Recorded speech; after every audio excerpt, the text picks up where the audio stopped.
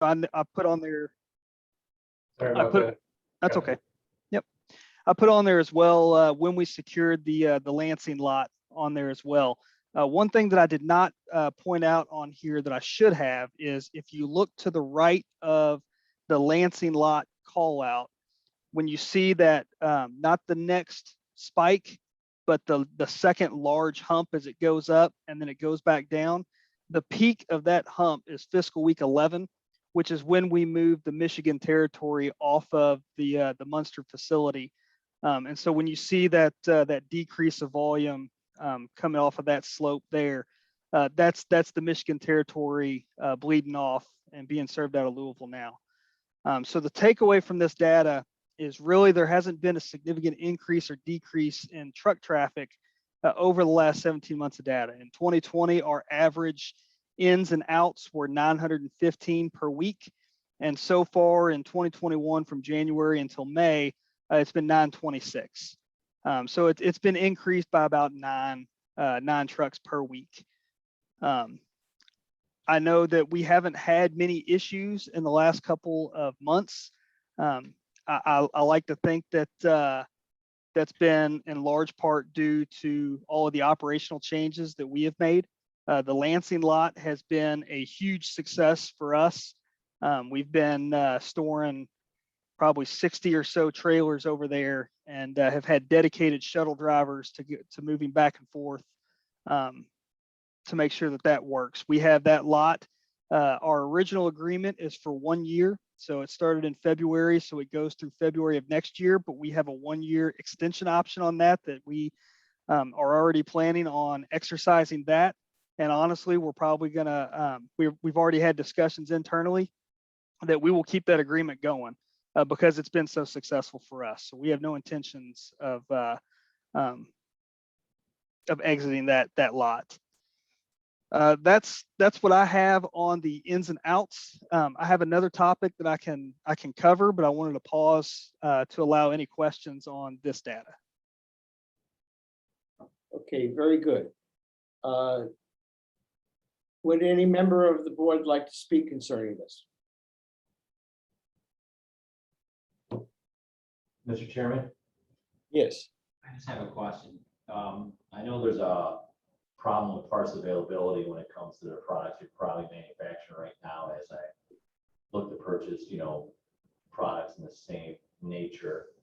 Is it downturn right now, you think, because of a lack of part shortage due to the pandemic? Do you see it increasing once the part production for your washers and dryers and everything gets back up to production rates and you anticipate more trucks coming in out of that facility? We don't, because our volume has maintained steady throughout the pandemic. I don't think we're going to see a huge increase over what we've already had. We do have some back orders out there, but not enough. I think that it's gonna move the needle a lot. Thank you. Mr. Chairman, I had a question. Yes, go ahead.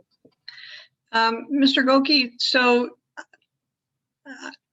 I was recalling that back when we met, I think it was in February, March, that we talked about that the increased traffic back during the holidays was because there was a great deal of sales and whatnot on appliances back then. So I'm kind of confused why you're showing Thanksgiving and Christmas being low numbers of trucks. So if you look at those two data points that bottom out right there, those are the short weeks for Thanksgiving and Christmas. Oh, okay, I see. Okay. I was wondering myself. Yeah. Yeah, those are just 1 week points. So if you see it spikes right back up the next week. Okay, that answered my question. Okay, very good. Anyone else from the board would like to speak concerning these issues?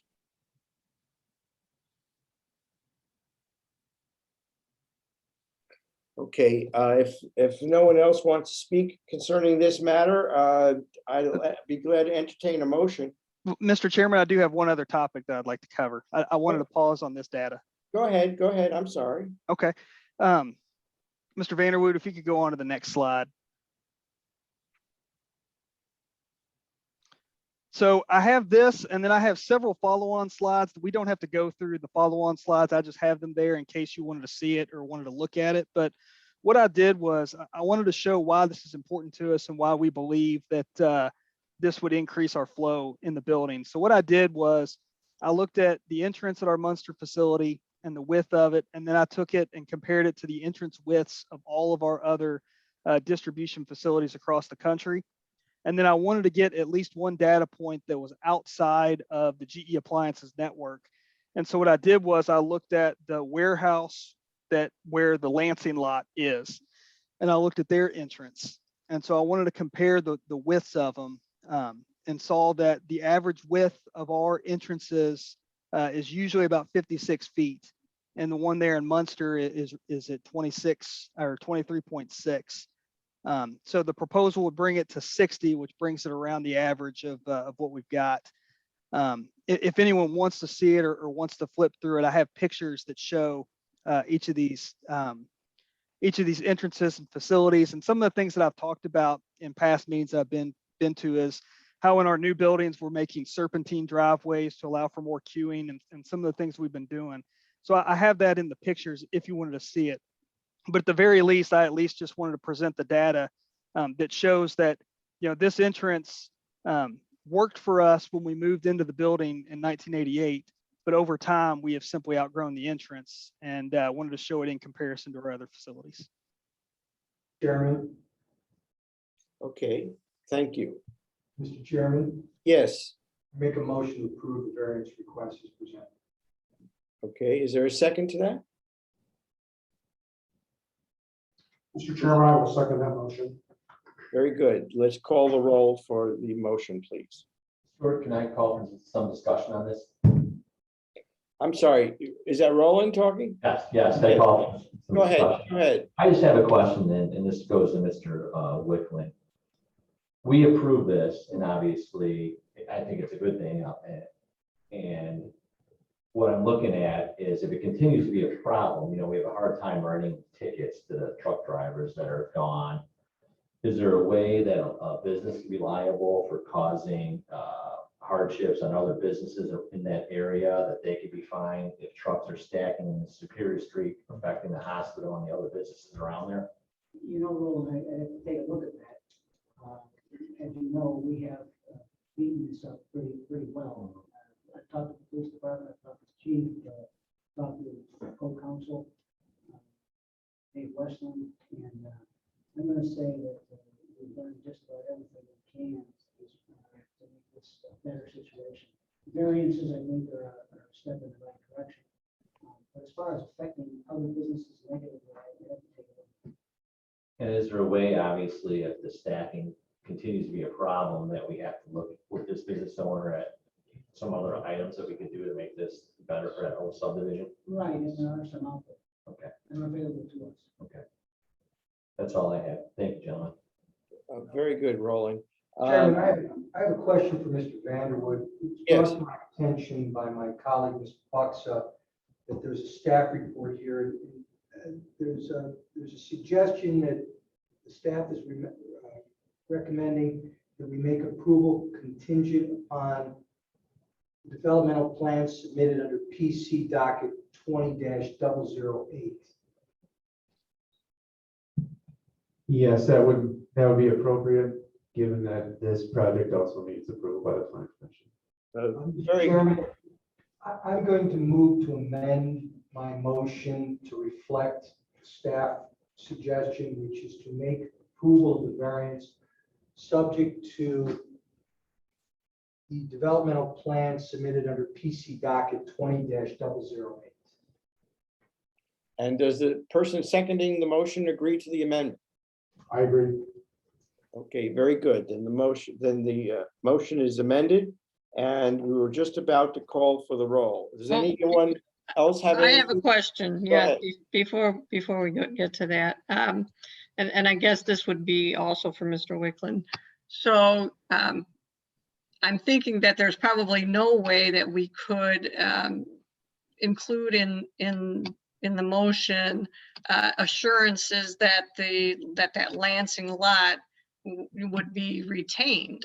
I don't think that you could do anything like that, but is there any type of verbiage that you could include in the motion that would require them to continue to have an off-site lot to keep these numbers where they currently are? Well, the law, I think, provides that reasonable conditions can be attached to the granting of developmental variance.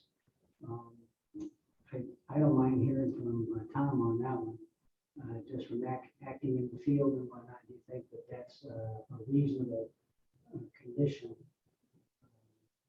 That's a tough one. To get a better handle on it, we have to do a legal issue. I guess my opinion of it is that that would be probably a little more specific than we would want to be with the imposition of a condition, just because, you know, if they decided to have a storage lot somewhere else outside of Lansing, or if they were able to find another way to address the issue of empty trailers on their lots, or if that issue ceased to be a problem, then I think we wouldn't want them necessarily to have their variances tied to that particular condition. So, and so I'm circling back to what I was saying. So, I mean, rather than, you know, including any verbiage in there about the off-site lot, it would be more to the point that the numbers that they're showing on these sheets would not change significantly or within a certain percentage. Mr. Chairman, Yes, go ahead. would the verbiage alternative offsite trailer storage be generic enough? Would either Mr. Vandeweghe or Mr. Whitman? I would just, you know, from my perspective, I would reiterate that I don't know if that's a condition that we would want to put on this variance, just because, again, we don't know if that's going to be an issue in the future. We don't know if we want to be requiring GE to report on whether or not they have an offsite storage lot leased. It just, I mean, I understand what we're getting at here, and I think probably the best way to address it would be simply, you know, continuing to manage the traffic over there with the means that we have. Allowing this variance would, you know, help them alleviate some of that. But if it continues to be a problem, then I think we're just going to have to address it in another way, whether it's the legal means that Mr. Wickland is going to investigate, or something else. Right, but what I'm saying, Tom, is that they're showing on these graphs that there's X number of trucks in and out of there on a daily or weekly basis. And if they were to get rid of that Lansing lot or any offsite lot, or rearrange things with Louisville, or however they do it, the numbers would go up. So what I'm saying is that the motion should be tied to that the truck traffic won't increase within a certain percentage of what's being presented here. I mean, my impression is that would be okay, because that's not tying to the Lansing lot. That's Right. tying to the representation that was made to us today, that the truck traffic would be fit within those percentages. So we can give them some leeway, and that, I think, would be a reasonable condition. Would it not, Mr. Wickland, if we added that to the motion? That's a tough call, Stuart. Tough call. From my perspective, I would suggest that we not tie the variance to a particular level of traffic, and if anything, we tie it to a problem, which is the problem of trucks stacking in Superior Avenue and other streets in that business park. I don't think the volume of traffic is an issue. If they can if they can increase the volume and not cause any problems, then I don't think we would really have any issue with that. I think it's simply the externalities caused by their inability to accommodate the traffic. So, I mean, that's my perspective on it, but the board can certainly, impose any conditions that they think are appropriate. Okay, I think, Ms. Mayor, I think we should basically, if you want to entertain a motion to amend it with some proposed language, and then we'll see whether there's any other members of the BZA that would be willing to second that motion, and then we have to then go to the proponents of the original motion and get their permission.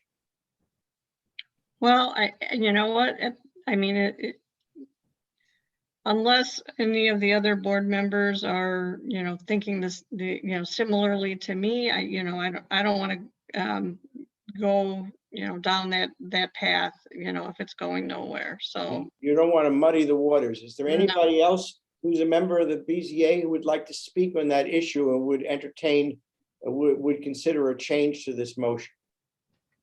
Mr. Chairman, Yes. I do observe that this matter appears to be slated to appear before the Plan Commission. Perhaps this is something that they would be in a better position to address when they consider this. Okay. All right, well, then I think what we have to do is we have to entertain the motion that has now been amended and call for the vote on that. And then we will see what will next happen with the planning. Sharon Mayer, yes, Jonathan Peterson, Yes. Daniel Buxa, Yes. Roland Raffin, Yes. Stuart Friedman. Yes. The motion stands. Okay. Thank you very much to the petitioner. Next item on the agenda, according to my notes here, is Guy Costanza, BZA 21-002. Tom, you want to give a brief summary of this report, because this has been before us multiple times. Yes, I will be brief. Again, just bear with me a second while I pull up the site plan, just as a visual aid here. This one will actually be. Mr. Reed, how are you this evening? Very well, Mr. Friedman. How are you? Okay. Okay, so the petition docket number 21-002, similar to the previous one, it's been in front of the Plan Commission a few times. This is a proposal to develop a 2,500 square foot commercial building and parking lot at 407 411 Ridge Road. This has been in front of the Plan Commission and received a conditional preliminary plat approval, subject to development plan approval. It's also been before the Board of Zoning Appeals and received 3 different variances. There was a preliminary hearing held last month and some discussion. The current proposal is a request for 4 variances.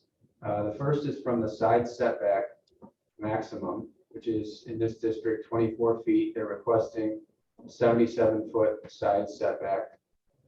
Second variance is from the frontage build-out standard, which is 80% in this district, and they're requesting 39%. Third variance is from the requirement that entrances be in the front facade of a building. They're proposing the entrance to be located on the east side of the building. And then the fourth variance is from the parking standards. And I'll just note that they modified the site plan slightly, eliminating 1 parking space. So they previously had a variance to have only 31 spaces, and they're now proposing 30 spaces. I'll note that that change was made in order to comply with another one of our zoning standards, which is the location of off-street parking, which is required to be in the 3rd lot layer, which is 20 feet setback from the front facade. So they've eliminated one parking space here so that they can meet that requirement. And I'll also note that the previous version of the site plan that was submitted had a request for another variance for the location of a street screen, which is just essentially just a screen of the parking lot. We require that it be co-planar with the facade. So it would be here, if you can see the arrow on the screen. And they have proposed that it would be here. So they've since indicated that they will not be seeking that variance and that they'll have a landscaping plan that would show the location in accordance with our zoning standards. I'll also note that there was one other major revision that was made to the plan, which was elimination of a detention pond in the northwest corner of the property. They're now showing it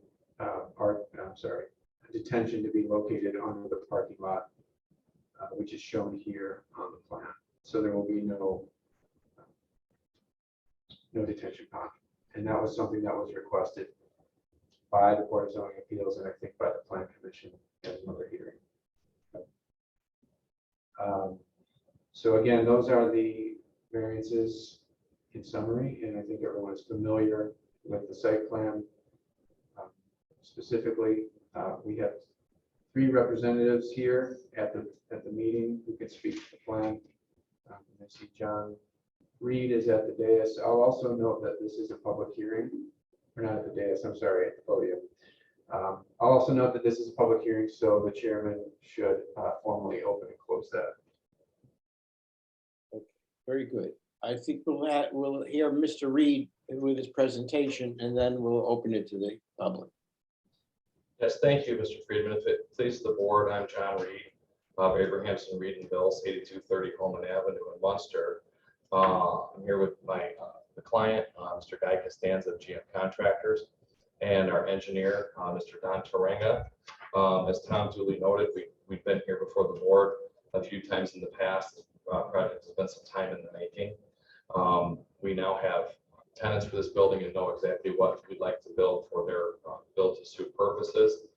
Tom explained it, I think, perfectly as to what is being sought tonight.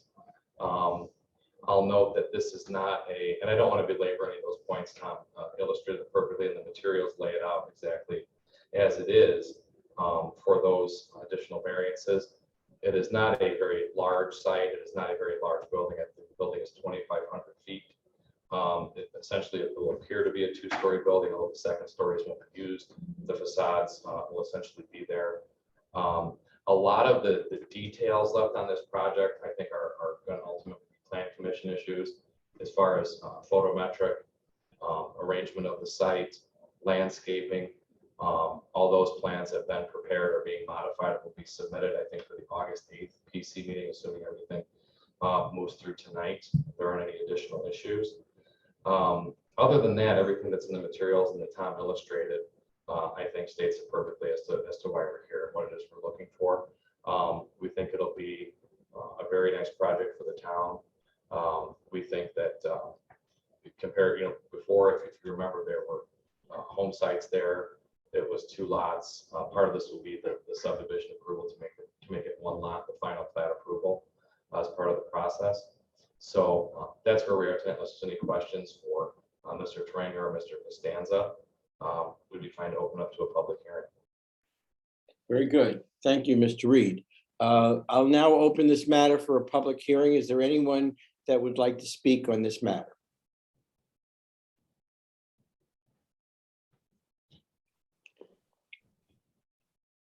I'll ask again. No one wishes to speak?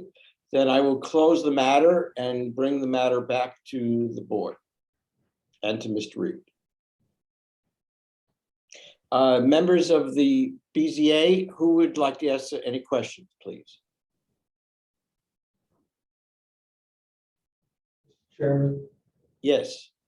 I understand Mr. Reed indicated that there Costanza's found a tenant for the building. Who will that be?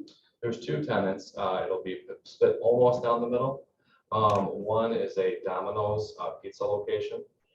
I couldn't believe there wasn't one in Munster, but there's actually not. I mistook it for, I think, Papa John's, which is down the street. That would be a delivery only location. I think you can pick up a pizza there if you want, but typically that's a delivery. The other is, I don't know if you're familiar with the Little Italy location in Dyer, Indiana on Route 30. This would be a Little Italy location, but it would be Little Italy to go. There won't be any seating in the restaurant. It's going to be strictly an order and a to go. We do think that both of those actually, while they may not necessarily be transit oriented, that will be close to the train. I suspect there will be a decent number of folks that would order Little Italy to go and get in their car from the train station and grab it and head for the hills. I certainly would. So that's what would be there. I know that one of the former variances requested limited the seating locations, I think, to 77 seats in order to modify the parking field down to 30 or 31 spaces. And those actually aren't, there won't be any seating locations.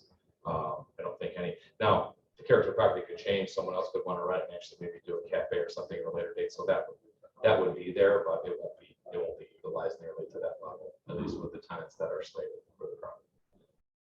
Mr. Chairman, Yes, go ahead. question for Mr. Vanderwood. How, if this is approved by this board and also the plan commission, how would this interface with the proposed streetscaping of Ridge Road, assuming that passes? The streetscaping of Ridge Road would just take place within the public right of way. So it wouldn't necessarily impact it in any way. I can tell you that some assumptions were made in the streetscaping plan with respect to curb cuts, and we basically limited each lot to a single curb cut in keeping with our zoning ordinance. So this would, be in conformity with that. Everything to the south of this line shown here, which is the proposed property line, would be modified in accordance with the streetscape plan, but everything within the private lot would not be affected. Thank you. Mr. Chairman, Yes, go ahead. Mr. Vanderwood, I'm looking at two different agendas. This may be an earlier version of the agenda, but there was a comment on there, applicant is seeking variances and not provide a complete application. Staff recommends tabling. Is that still the case? No, that was a previous application. This application is complete for the variances. It's not going to be complete for consideration by the Plan Commission for approval of the development plan because there are some key exhibits that have not been provided, which were mentioned by Mr. Reed. Those include a landscaping plan, detailed architectural renderings that match the new plan here, and lighting and photometric plan that have been updated to reflect this site plan. So this, a variance request, this shows you the site plan, it shows you the layout, and it illustrates the variances that are being requested. So I would say yes, this would be complete. Thank you. Thank you. Anyone else from the board would like to speak on this matter? Okay, if not, then I'll entertain a motion. Mr. Chairman, looking at this, it basically fits all of the boxes that we're looking at. I'd like to thank Mr. Tranga for taking our suggestions on doing the underground storage area in regards to the water retention. One thing that I'd like to see when it comes to the Plan Commission next month, this is going to be our TOD district. This is going to be our new train rail access. So I'm expecting the building aesthetics to look like what it would look in a downtown Hinsdale or a Naperville, and just not sterile utility brick that has brick and stone features that kind of looks like going to be a building that brings in a train station and brings in people to communities. So we're going to be really sticklers when it comes to the architectural design of this building. It's not going to be a metal panel building or just a four-sided rectangle box. It has to have some features that really bring it down in. That being said, I would make a motion to approve this variance. Is there a second to that motion? Mr. Chairman, I second the motion. I'm sorry, before the second, Miss Mayor, did you have something to ask? No, I was making a motion, but it sounded like I was at the same time as someone else. Okay, well, which one you would like? The motion is seconded. Call for the roll, Tom? Sharon Mayer, Yes, Jonathan Peterson, Yes. Daniel Buxa, Yes.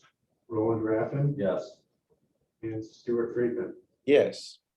Very good, Mr. Reed. Thank you very much. Please take into account all of our comments. Yes, sir. Thank you very much. Thank you to the board. Thanks, Mr. Vander. Ask a question. Yes, Chairman. Can I just ask a question? Stuart, I was gonna ask Mr. Ryan. I'm sorry, Tom? question from Mr. Costanza. Had some ideas, I put them in reality. Yeah, I got what Mr. Costanza is asking because we're gonna be back on August 8th, hopefully, if we can get everything in a timely fashion for Plan Commission. We've dropped off samples. I've dropped them off to Tom last week. And if you could please do us a favor, take a look at them and then maybe send an email to Tom if those materials are what you're looking for. There's flagstone, there's brick. We've got samples of everything on the building. If you see something that you don't like or that's substandard, Do some elevation drawings of the building already. So we do have some. I don't, if you said, what I was looking at, Mr. Ryan, I was kind of confident. If you folks are familiar with the Range Rover dealership on 30 in Maryville, and there's a product, I think they call it Ichi Hot. Funny name, but I was going to copy that, but I don't want to draw it that way and say, yeah, I don't like it. So I don't really have a problem with, if you have some suggestions, I would trial and error. Can you email me over some elevations of the building? We can send them to you, Tom. We can't do it directly. Yeah, send it to I- Tom. We'll send the renderings and we'll see if we get samples of the But if you have materials. materials in mind. Yeah, I'll take a look at samples. Did- Email. I I'm heard sorry, that. did he say Nichi panels? Yes, Yes. Those are fiber cement panels. that's correct. They're very expensive, more than that, but it's just about a look. But I'm not pushing for it. If I had an idea which way you wanted to go within reason, I would just do what you want. Okay. Instead of trial and error. We'll send some elevations of what you have, at least I can see what the building looks like. And Tom, if you can send that out, and then I'll. Yeah, and I'll just also point out that we have a list of permitted materials in our zoning ordinance. So we just take a look at that list too. We'll start with that and then put something together that we think looks. This is in here. And Tom, send it out to us if you can scan and email. We can do that. Sure. All right. Happy to. Thank you. Thank you, everyone. All right, thank you very much. So you don't, so we just do all split face block. Okay. Okay, Tom, the next item on the agenda I have here is Good Oil Company, BZA 21004. Tom, you want to just give, we've had this before us as well. You want to give us a brief summary? I will. There's actually two related petitions here. The first is for a conditional use permit. Yes, and the second is a variance from the setback. All right, so the two petitions for property located at 9451 Calumet Avenue, which is a Marathon fuel station with some accessory buildings. The petitions are being presented by the Good Oil Company, which is the owner of the property. And the first is for under BZA docket number 21-004 is a request for a conditional use permit to reopen the car wash building, which is located here. It's located to the north of the existing convenience store. This is a building 965 square feet that was formerly used as a car wash. At some point in the past, it was converted into a mechanics bay. And so consequently, it is no longer legal, non-conforming. Any conditional use permit that may have been in effect is no longer that way, given that it's not been used as a car wash for over a year. So they're requesting this conditional use permit, which would allow them to reopen the car wash. And then if I may just briefly discuss the variance request as well, which is related. The building itself does not conform to our setback standards for an accessory building. It's required to be set, any accessory building is required to be set back 20 feet from the front of the principal building. So if you look at this convenience store as the principal building, the accessory building should be located 20 feet to the east of that front facade. So this is approximately coplanar with the principal building. So they're also requesting a variance from that setback requirement. I will say that there are different standards for approval of a conditional use permit versus approval of a variance. We can go over those in more detail, but they're listed in your staff report here.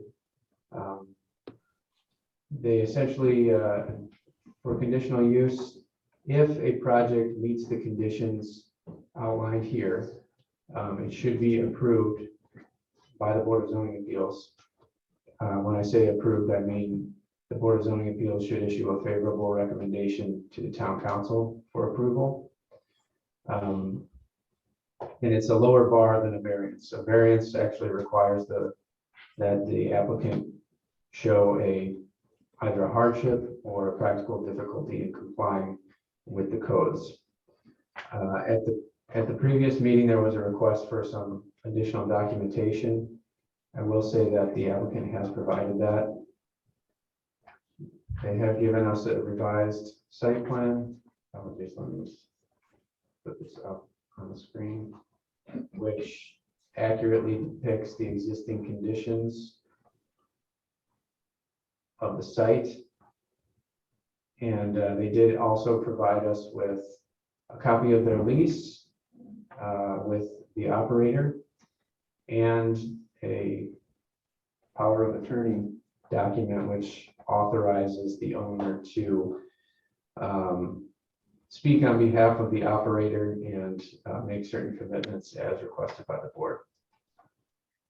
Okay, very good. So, with that, I will also say that each one of these applications or these agenda items are both public hearings, so you'll have to formally open and close the public hearings for both. Okay. So is the petitioner there to speak? Yes, sir. Go ahead. Please identify yourself and proceed. Thank you, Mr. Chairman. Making sure my video works. Sometimes it's nice to put a face with a name on the screen. I can see you. Okay. Hi. My name is Justin Schramm. I'm the corporate attorney for the Good Oil Company. I also have with me here on the phone Chuck Ryan, our chief operating officer. We were both in attendance virtually at the last meeting. And I'm not sure, Mr. Chairman, if you wanted me to give a brief narrative or if you'd like time to open the public hearing before I do that.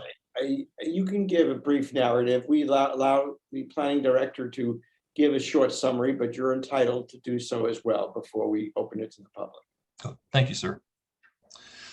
First, I want to say thank you all for your time again this evening, and thank you to Tom Vanderwood. You've been very helpful over the last month. It's very much appreciated. It's kind of our first time through this. I know at the meeting last month, the preliminary meeting, we discussed various concerns, well-placed concerns. We want to be as upfront and transparent as possible with the BZA. We know there's been some issues with this site in the past. As Tom indicated, we did provide a copy of the site map plan and an unredacted lease agreement, so you can see everything that we have with our operator. The standards that we set for our operator and how we expect them to comply. And in that lease agreement, it does say at length that they're required to keep the condition of the property up to standards and our standards. And, we do realize in the past this did not happen. And that's something that we endeavor to correct. It's not how we, at least in the past, it's not how we seek to operate our stores. And, it's not, again, conducive to the business we've ran over the last 80 years. like to field any questions you may have. I don't want to belabor the point. Again, hopefully with the updated site rendering, I know we've met with the Site Plan Commission to discuss traffic flow and other safety concerns prior to the first public hearing. But if there are any questions for Mr. Ryan and myself, we'd be happy to answer those questions. Again, I know there are various concerns, so please feel free to hit us with whatever you have. Okay, very good. First, before opening it to the public hearing, would any members of the BZA like to ask them any questions? Chairman, Yes, Mr. Peterson. Mr. Schramm, would you identify what procedures, policies, or standards you plan to implement for that location? Sure. And Chuck, do you want to chime in on this? I know that you've. Yes, I'm fine to do that, Justin. Thank you. And thank you to the board. I apologize for not dressing up in a tie like Mr. Schramm. I'm in the process of moving my family from Texas to Indiana, and I'm literally sitting in a new home that is empty, but one folding chair. So I don't have internet yet, and I'm speaking on cellular. So the plan is for us to open the car wash. We've recently opened the C-Store and the gasoline, the fueling points. We intend to operate. We're operating with a tenant right now. We don't know how long that will go, but we're really trying to ascertain whether the site, given the changes in logistics around it with the closure of the street to the south, whether we can actually make a go of this business. We feel that it's the only site on the east side of the street between US 30 and Interstate 94. So it does have some potential to draw traffic that is northbound on Calumet Avenue from 30. So if we feel like there is an opportunity, given the site operating in a better manner. I've just joined the company, but I understand in the past the site wasn't run as well as a good oil site would normally be run. We bought the site from Marathon Oil several years ago, and I know there was some planned, I think it was an underpass coming across Calumet Avenue that kind of paused our desire to upgrade the site. If we can operate the car wash and we can generate an adequate amount of business, we feel investment in the site could occur, and we would certainly bring it to the standards that all of our other sites around the state of Indiana exhibit today. We're very community oriented. We've donated hundreds of thousands of dollars to various communities around the state. We're a very ethical company, and we generally and when we run a site, we will run a site in a first quartile way. It will be clean and operate in a very customer friendly way. I will say specifically to answer your question to the individual, the BZA, that asked the question concerning policy and procedure. If you do look in the lease agreement under section 9.01, that sets general expectations that we have for the site. I will say that after the last meeting and understanding there are some concerns even after this has become fully operational, there were still some sightliness concerns concerning the landscaping that I myself sent out a certified letter to our tenant letting them know that these are your obligations under our lease agreement, and it's come back to us that you know, this hasn't been upheld in the past and it will be corrected moving forward. Again, that went out in the last month. You know, and not just because we have a hearing tonight, it's just, you know, we set high standards for our dealers, and it's quite frankly, it's embarrassing to us when we have to answer as to somebody's lack of responsibility under a lease agreement for a site that has our name on it. That's the last thing that we want. So I don't know if that in a roundabout way answers your questions, but we are continuing to monitor this site and making sure that it's not just operated in an efficient manner to provide, you know, what we think are services to the people of this area, but also in a sightly manner so it doesn't become an eyesore. I know we talked about it at length at the last meeting. There has been a significant investment by the town of Munster to improve this area of the town. And the last thing that we want is to be a detractor, I guess, or to be an eyesore in an area that's received significant investment. I've seen it in other towns that I represent, and I hate going through that process of having to tell people that their site's an eyesore and improvement has to be made. All we ask is that you give us the opportunity to remedy some of the issues there has been in the past. What we don't want to see is a vacant building on this lot and this car wash. We want to be able to operate it, this site, generally speaking, in the most optimal way possible. And we think the only way to do that is to have all buildings on the site fully operational, because it doesn't do anybody any good for that building to sit vacant. Chuck and I talked about it before tonight's meeting, but it's almost like a symbiotic relationship. The better that the town of Munster does and the sites next to us, the better we do. And the better that we do, the more people we bring to that area of the town. And, it's to our benefit to clean up this site or continue to clean up the site, I guess I should say, and use it to its optimal value. And it's only going to benefit the other businesses in that area. So we recognize that, if we succeed, you succeed. And if you succeed, we succeed. And again, be happy to answer any other questions you may have. We want to be as transparent as possible and allay any concerns you have. I have a question in my capacity as chairman for the council. Is it my understanding then that any financial cost to upgrade the property is the responsibility of the tenant? Or is Good Oil Company participating in that?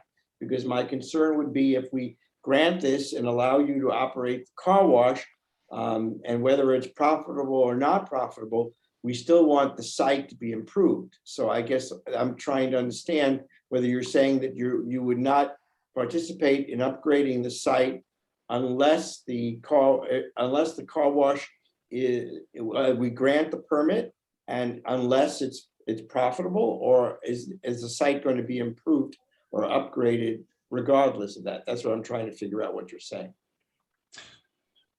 No, and Chuck, I'll let you tackle this question too, but just as a baseline, I think not to put words in Chuck's mouth, what he was trying to say is we have to determine whether or not a significant remodel, investing hundreds of thousands of dollars into the site, would be financially viable. And it's hard, I think, to get an idea whether or not it would warrant a potentially, $500,000, $250,000 upgrade without saying the site fully operational. But I don't want to put words in your mouth, Chuck, but if you'd like to answer that question. Yeah, thank you, Justin. And Mr. Chairman, so the site will operate at an optimal level as it stands today for the near future. And Good Oil, although there is a tenant in the site, Good Oil has the right to go in there and make sure that it does operate that way. And we would pay for that, and we would work out the financials with that tenant. The plan is we believe that because of the logistics of the location and the investment the town has made, that we believe that the site will do well with the car wash operating. However, we are looking to see how that goes, being as it's been closed for several months, over a year actually, and was run suboptimally, as I understand it, prior to that. If that occurs, then we would contemplate, and we're planning on upgrading the site. In fact, it would probably be more in the neighborhood of between $1 and $1.5 million of upgrade initiatives that we would impose. We would probably we would want to put EV charging stations in. So it really would have to come to a much higher level. So the answer to your question is there's not an immediate plan to upgrade the site. There is a plan to upgrade the site if the site is viable, given the opening of the car wash. Okay, well, thank you for your candor. Would any members of the board like to ask these gentlemen some questions? Mr. Chairman, I want to offer an observation. All right, Mr. Peterson? This site is located at the epicenter of significant new development in the town of Munster. We have the Centennial Center due south. Just directly north of this location, there was a large medical building that was installed. To the west, there's going to be new development. What I'm hearing from the petitioner is they intend to milk this site until some undefined time in the near future, run it basically the way it has been run in the past. And I'm going to call it the way it is. It's been run like a dump. I'm not going to vote to approve this until I hear something more concrete. I've been on this board for a significant period of time. I know what a petitioner who's got his act together should sound like. They come in with traffic studies, they come in with projected volume of business, and they tell us this is what we're investing in this location because we know the traffic is going to support that. I've also heard petitioners come in front of us, like this petitioner, who says, trust us, we'll do something, even though we haven't been doing it very well in the past. And maybe in the near future, we'll put a little bit of money into this. There's a number of facilities and sites around the town of Munster that have pulled that one before this board in the past. And those places are still being run as dumpy today as they were when they came in front of this board, making all kinds of promises. I don't think this petitioner has met its burden, and I am going to vote against this petition. Thank you, Mr. Peterson. Any other members of the board would like to speak?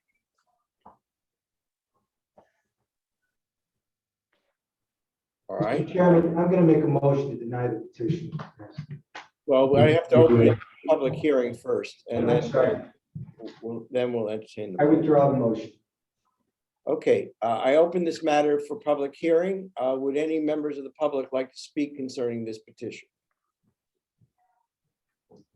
Chairman Friedman, this would be the public hearing for the conditional use permit? Yes, Okay, I think we have to do it separately, right? I believe so. Yes. So this is for the conditional permit, use permit to allow the existing accessory structure to operate as a car wash without any improvements to it, as I understand. Mr. Friedman, may Yes. I, as part of the public hearing, make an additional comment? Go ahead. Thank you, sir. I do appreciate the comments that the last BZA member had offered. I think one workaround, because again, we understand we have to prove ourselves that there's been things that have not been done in the past. I know one workaround that we discussed at the last hearing is to provide a some type of what am I looking for here? A time frame by which we have to follow through on some of our promises to clean up the site. And as the BZA member had put it, show that it's not going to be a dump moving forward. I think that in the letter that our CEO and president had offered would be to give us, if 24 months, 18 months is possible, just to allow us to prove ourselves. I know that was something that was discussed at the last meeting. I understand your position and your comments. I don't take offense from them because I actively sit on the other side of where I am now. Promises, when things haven't been done a certain way in the past. Even though there is new leadership, including myself and Mr. Ryan, in these positions, we still have to account for things that have been done in the past, and that's just how it goes. But there is new leadership, and even if it's just granting us 18 months, 24 months, subject to potentially reapproval in 24 months to show that we can follow through and do what we're promising we're going to do, but we would appreciate that opportunity. Again, I thank you all for your time tonight. I would like to express that offer. We're willing to work with you to make sure that we follow through on our promises. All right, thank you, counsel. I will now open the matter to the public. Is there any member of the public who would like to speak concerning this matter? Once, twice, three. I will then close the matter of this hearing to the public. Now, Mr. Peterson, we can entertain a motion. I think what council was saying that they're requesting an approval of the conditional permit for a stated period of time, which is 18 months or whatever time period we want to initiate. And if so, then at that time period, then the permit would then expire on its own. unless something different is being presented to us at that time. Tom, or Mr. Wicklund, is that an acceptable condition? Can we put a time frame on the permit? Yes, having read the letter from the chairman, I guess it is, of Good Oil, I think that yes, it can be accomplished. He suggested 24 months in that letter. Okay, well, okay, we can, all right, Mr. Peterson, the floor is yours. What would you like to do? I'm not going to vote to approve this, so I will defer to my colleagues on the board to see if they can craft something that works. Mr. Chairman, I have a question for the gentleman from Good Oil. Yes, go ahead. What's the condition with the building with the vacated service bays? What's your plans for that part of the building? Do you have any yet? The vacated service bays would not be used in this current. The only thing we may do is back the C-store into that further. We're not planning on using the auto service bay or any type of repair facility in that location. So you'd be looking at maybe just making a bigger convenience store during the remodel. That's correct. And another question that I have is, I mean, because honestly, I thought the gas station was closed. I haven't been there since the new bridge has been put through. I mean, so you're not doing any upgrade of the gas station pumps itself? I remember they were very old and didn't work half the time. That's not being done either. And during this. So the facility is fully operational. We've invested in the dispensers as well as painted the building and done remodeling.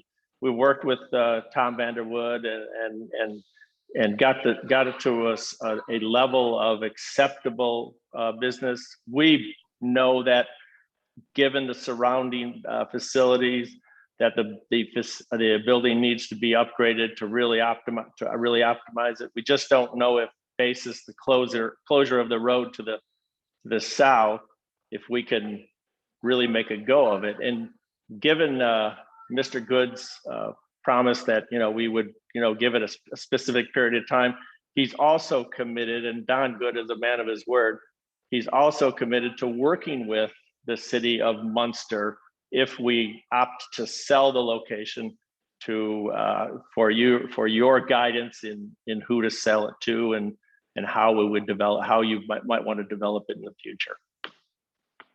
Okay. Because I mean, I don't know whether you follow, there's going to be a planning commission following this meeting, and there's going to be discussion about, there's going to be a Hyatt hotel that's going to be, I believe, constructed across the street, right near your gas station. So yes, there are a lot of upgrades being done that are being committed at this point in that particular area. And Good Oil has the ability to upgrade the facility, but it's a $1 million minimum upgrade that probably would have to occur, and we're not sure if we can invest that $1 million and get any type of return at this point without seeing, as you said, Mr. Chairman, you didn't even know it was open, and because there's not a lot of activity around it, we want to see the car wash open and try to create some further activity around the building. Okay. All right. Mr. Chairman, I have a question. Go ahead.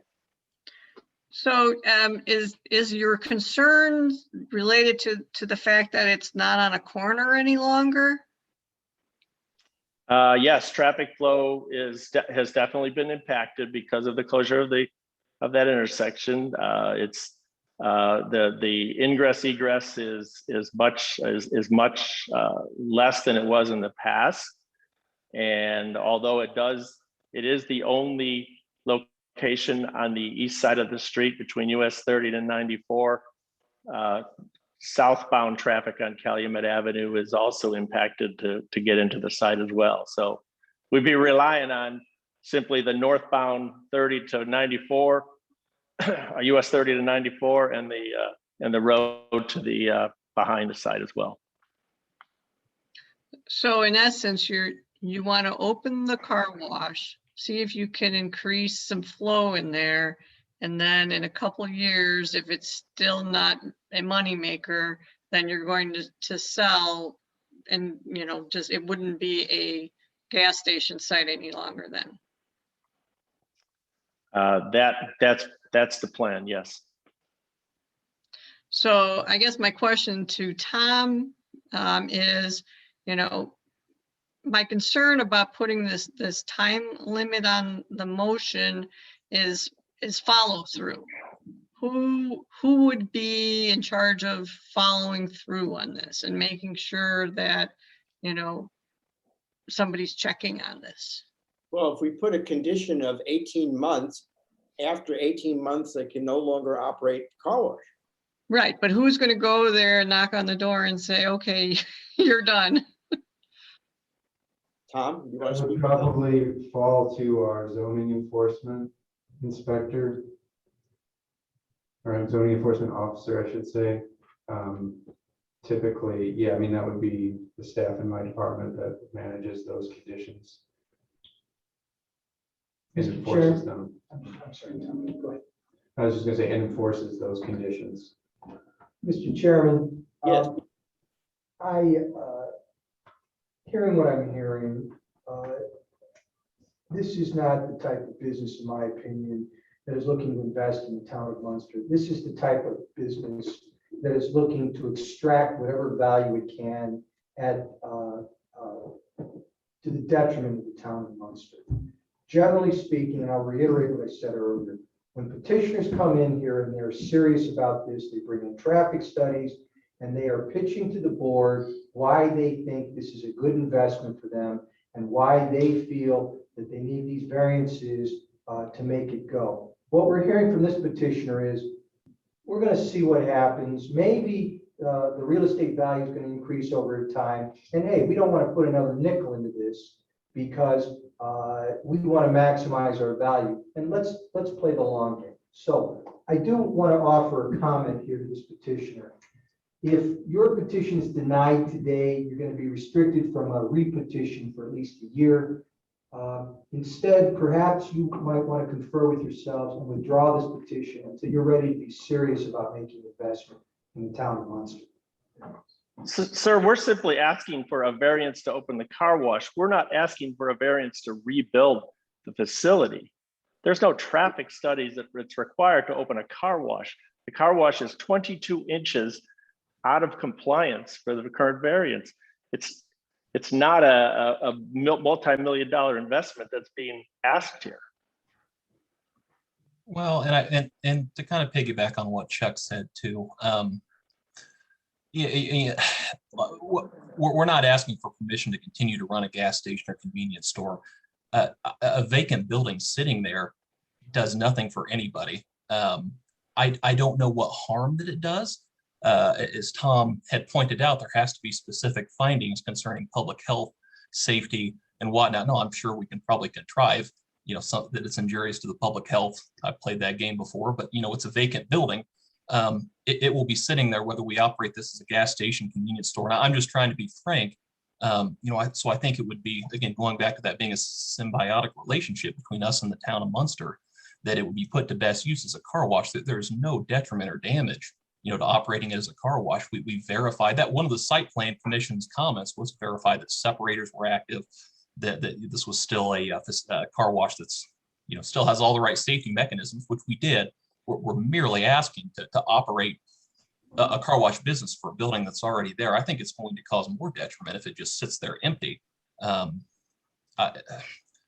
don't mean that to sound defensive. That's I'm just trying to be frank. I think that's what Chuck was trying to get at, perhaps with his comment. I think it does a disservice to everybody to have a building sitting there dilapidated, not in use, as an eyesore. Just my thoughts. Mr. Chairman, this is Councilor Mellon. May I ask a question, please? Yes, go ahead. Okay. As I look at this, I think currently I believe that the curb cuts go both ways at this point. Given the construction that is and the large development that's going to happen across the street, I don't see how this can continue. That might be something that we need to look at, is that I don't think southbound traffic is going to be able to turn into there. There's going to be a light right before it. I think that's going to cause a huge problem. I just wanted, I don't know if you've addressed that yet, Tom. The location of the curb cuts? Well, no, it not being it seems like it needs to be a right in, right out. Given its location and what's happening, you know, just overall, where the light's gonna be.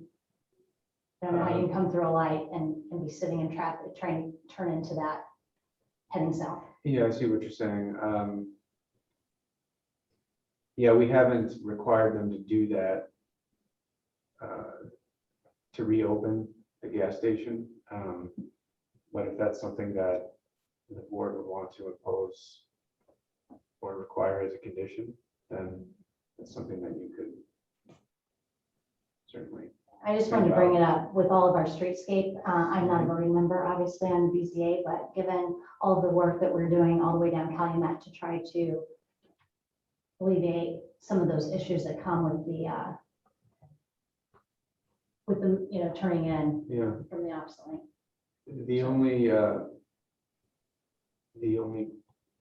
I guess, detail that I would add with that is sometimes we've had these conversations with other gas stations specifically. It's difficult for them to modify their curb cuts because of the way that the fuel trucks circulate through the site.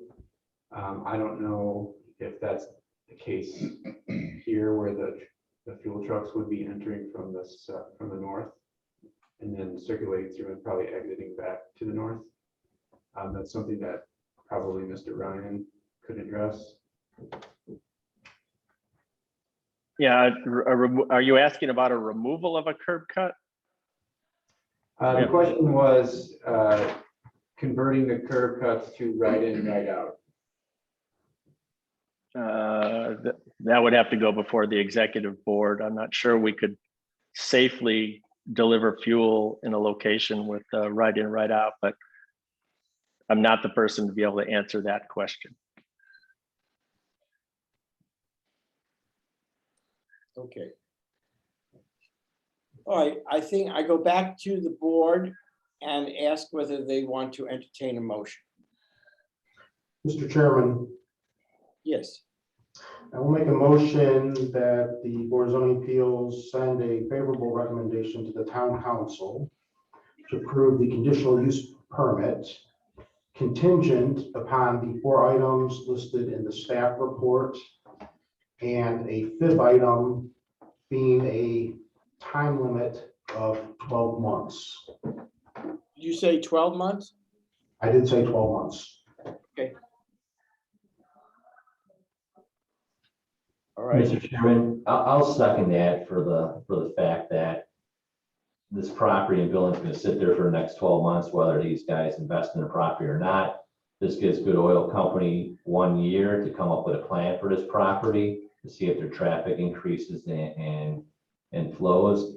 But I'd like to add a condition, if it's okay with you on your motion, Mr. Buck said that in 12 months, if you don't have a plan and this car wash is up to be continued, and we decide that it's not working out and you're not holding your end of the bargain, then we're going to ask you to take that building down and restore it to landscaping or parking. I will accept that as a friendly amendment. I'm sorry, Mr. Buxton, did you accept that language? I did, yes. Okay. All right, then I call for the roll, Tom. Okay, Sharon Mayer, Yes. Jonathan Peterson, No. Daniel Buxta, Yes. Roland Raffin, Yes. Stuart Friedman. Yes. Okay, very good. The petitioner has 12 months to figure this out. Okay? Thank you, everybody. Thank you. Chairman Friedman, that was the approval for the conditional use. The second request is for the variance from the minimum setback standards. Right. Okay, I'll entertain a motion for that. Mr. Chairman, I'll make that motion. Yes. Yeah. Chairman Friedman, can you open the public hearing for this one? Yes, I'll open the matter to the public. concerning the setback issues? Is there anybody from the public who would like to speak on that? Hearing none, I will close the matter to the public and then entertain the motion. I believe, was it Roland that was making a motion? I was gonna say, Mr. Chairman, I make the motion with the same conditions as the previous item. Very good. And there is a second to that motion? I will second it, and the understanding that Mr. Raffin was suggesting that we approve the variance. Yeah, approve it with the same conditions as the previous item. Okay, very good. Then I'll entertain the, we'll call for the roll concerning the motion.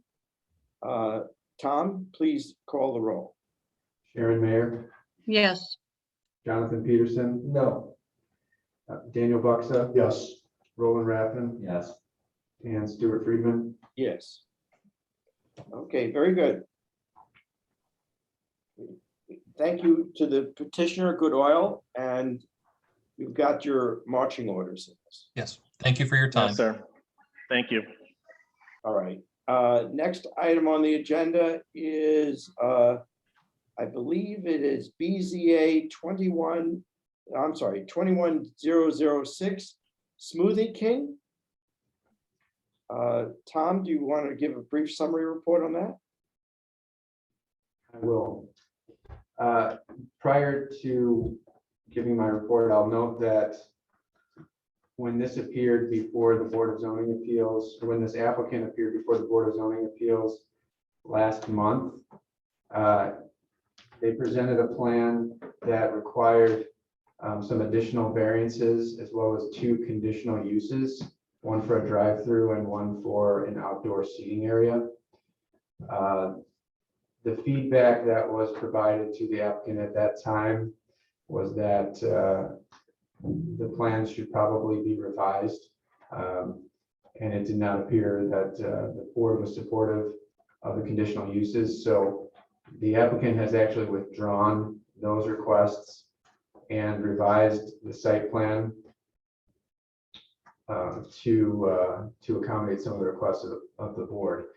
So this is docket number 21-006. There were 2 other dockets or 2 other petitions that have been withdrawn. So if you're wondering where those other 2 went, they're not going to be presented tonight. So the proposal here is for a 3-unit commercial building located on 8138 Calumet Avenue, which is currently the site of 2 vacant buildings.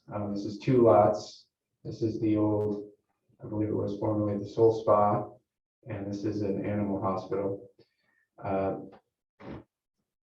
The applicant is requesting variances in order to construct, you have to bear with me while I find the site plan here, in order to construct a 3-unit commercial building with parking lot. As I mentioned at the preliminary hearing, a different site plan was approved. They're now requesting just a single variance, which is from the minimum parking requirement. They are proposing, let's see here, 27 parking spaces. And there's some calculations in our code for different types of uses. We have calculation for a restaurant. We have a different calculation for an office use.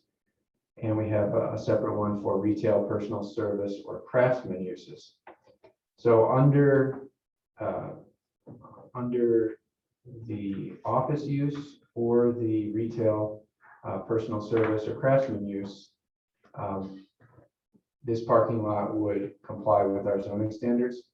However, as stated, they are proposing a restaurant, which is a Smoothie King, and that skews the required parking up.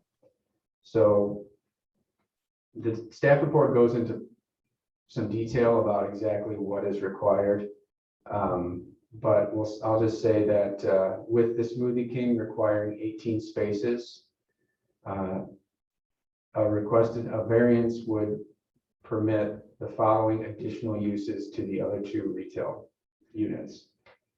Okay, if they had 2 retail uses, they would require an additional 10 spaces, which would make them 1 short.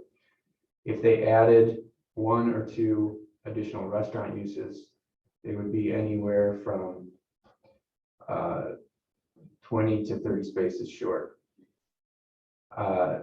Now, what we've done in the past, specifically for the development at 407, 411 Ridge Road, is we've used an alternative calculation for restaurant parking. So normally it would be required to have 5 spaces for each 300 square feet, square foot total gross floor area. Or the alternative is 1 parking space for every 2.5 seats within a restaurant. So the way that our code is written, we look at those 2 calculations, and the code requires the greater. With, for example, 407, 411 Ridge Road, we approved a parking variance based on the lesser of the 2. And a condition of that approval was that any restaurants that were to be constructed in that development would be limited as to the number of seats, so that it would fall within that calculation. So I hope that made sense. It's a bit of a complex topic, and it has to do with what ultimate uses are here, but what the applicant is requesting is to build this building at this size with 27 parking spaces. And if we were to take the ratio of 1 parking space for every 2.5 seats, they would be permitted a maximum of 67 seats spread throughout the 3 units. So that's the only variance that's being requested. As you can see, they've consolidated their curb cuts into a single curb cut, which is located at the south edge of the lot. 14 feet of it is on the subject property, and 10 feet is located on in an easement on the property to the south, which is a shared driveway easement. And they're providing an alley in the back, which is a 10-foot public alley, which is actually it's platted, but in most instances it's been used by the private property owners. And they're providing potential connectivity to the parking lots to the north and to the south. So from an overall sort of site circulation perspective, it is kind of meeting the intention of our zoning ordinance and our streetscaping plan, which is to provide parking lot or connections between parking lots so that cars don't have to travel back and forth on Calumet Avenue. So that being said, the applicant is here today, Mr. Parth Patel, and I'm sure he'd be happy to speak a little bit more to this application. Thanks, Mr. Vanderwood. Good evening, members of the board. As Tom was saying, we took a lot of the feedback that we received at the preliminary meeting and revised our site plan to no longer have the drive-through. And basically, all we're really asking for here is not to have a limitation on the type of tenants that we're able to get into our building. What we're proposing is based on the math. I think it's about 67 seats is where we want to cap the seating at. Typically with food concepts, other food concepts want to be by other food, meaning if a family is leaving a home, if they're traveling, one person might want one thing, somebody else might want something else. So food tends to be in the same building. So that's why we want to keep it open with the potential of having other restaurants in the space. I know the other issue that we had was the curb cut. We've basically solved that issue by using the easement that was already on our property line by creating one communal driveway between us and the southern property to our lot. And I'll open it up to any other questions because I believe everything else is pretty straightforward as it meets the codes. Mr. Chairman, I have a question. Yes, go ahead. Mr. Patel, in your original design, when you had to drive up, it was just one tenant, correct? Correct. So now you've gone to 3 tenants. Your pro forma doesn't work with 1 tenant? It's not economically feasible for the deal to go through since we are mitigating the loss of sales from the drive-through. We are trying to compensate for that by having the additional tenants. Plus, to meet the frontage requirement, a Smoothie King would never need 60+ feet of frontage, and the code requires, I think, the minimum is 60 feet of frontage. Our building would be basically a long, very narrow box if we were trying to meet the frontage otherwise, which wouldn't meet the door requirements either. So it made the most sense to have a larger building. So, but at this time, you don't know who your other tenants are going to be. No, we do not. We do have Latitude Commercial Marketing it. That just happened probably last week. We have no clue on which tenants we would get, but that's why we're trying to add the restriction based on seating, as you guys previously approved a code for 407, 411 Ridge Road.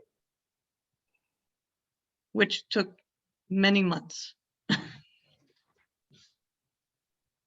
Right. All righty. Do you have any other questions, Ms. Mayor? No. All right. Anyone else on the board have questions for this petitioner? Mr. Chairman? Yes, go ahead. Tom, as I'm looking at the site plan here, I thought when we went through the new change in our zoning ordinance that we're trying to get away from just having a 66 by 55 rectangle box. This is what we have here. There's no ins and outs of the foundation design. It's just going to be another just strip mall looking rectangle. Well, we haven't seen the architectural plans for the building yet. So I don't know exactly what the facade is going to look like. But if it jots in and out, that building size changes a bit, right? Yeah, I can tell you that we do have, we've talked about this before, we do have a facade facade differentiation requirement, and essentially what that is for a 100-foot building, it has to have some differentiation between the building materials and the style and things like that. So the requirement, which would be ultimately subject to development plan approval by the plan commission, would be that in some form or fashion, this building be differentiated. Which might throw the site plan off if you have to change some walls and move some stuff in or out regarding how the parking fits in, the sidewalks fit in, as well as the I don't know, could get the driveway out or something. Mr. Rappin, if I could comment, as far as the differentiation of the facade, it would more than likely be either a change of color or a change of material on the frontage, because that doesn't do it. I mean, the code, technically the code doesn't require it because it's saying the building's got to be over 100 feet to require differentiation. We're at 66 feet. So right now, as is, it's already meeting the code. If you're looking for facade frontage difference, there's going to be recessed doors. So the doors are all going to be recessed because ADA and the requirement of the swing of the door with the public sidewalk being 5 feet, each tenant's doorway is going to be recessed in its space. So there is going to be some entrance differentiation. And as far as any other differentiation that we do, it would be on the color scheme when we do the elevation drawing. Because as the code's written, it's not requiring anything for a 66-foot building. It's saying if it's over 100 feet, it's got to look different. Right. The idea is that you would, for a very large building, it would be broken up into different bays and have different sort of the plane of the building would be broken and set back and brought forward. I will say that this, as I said, this project will have to get subdivision approval by the planning commission as well as development plan approval. So as far as those conversations, I think an approval of the variance, while I think, yeah, if ultimately things changed dramatically as far as the location of the front facade or something like that at the plan commission level, that could affect this, but I think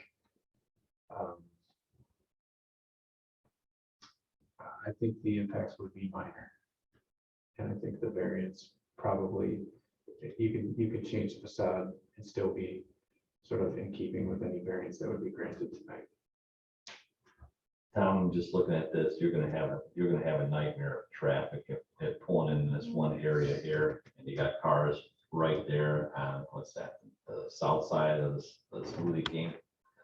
Cars backing out of there, and you got a car coming out the Calumet Avenue, you're gonna have traffic backed up on this business being parked in places so close to the sidewalk and the Calumet Avenue.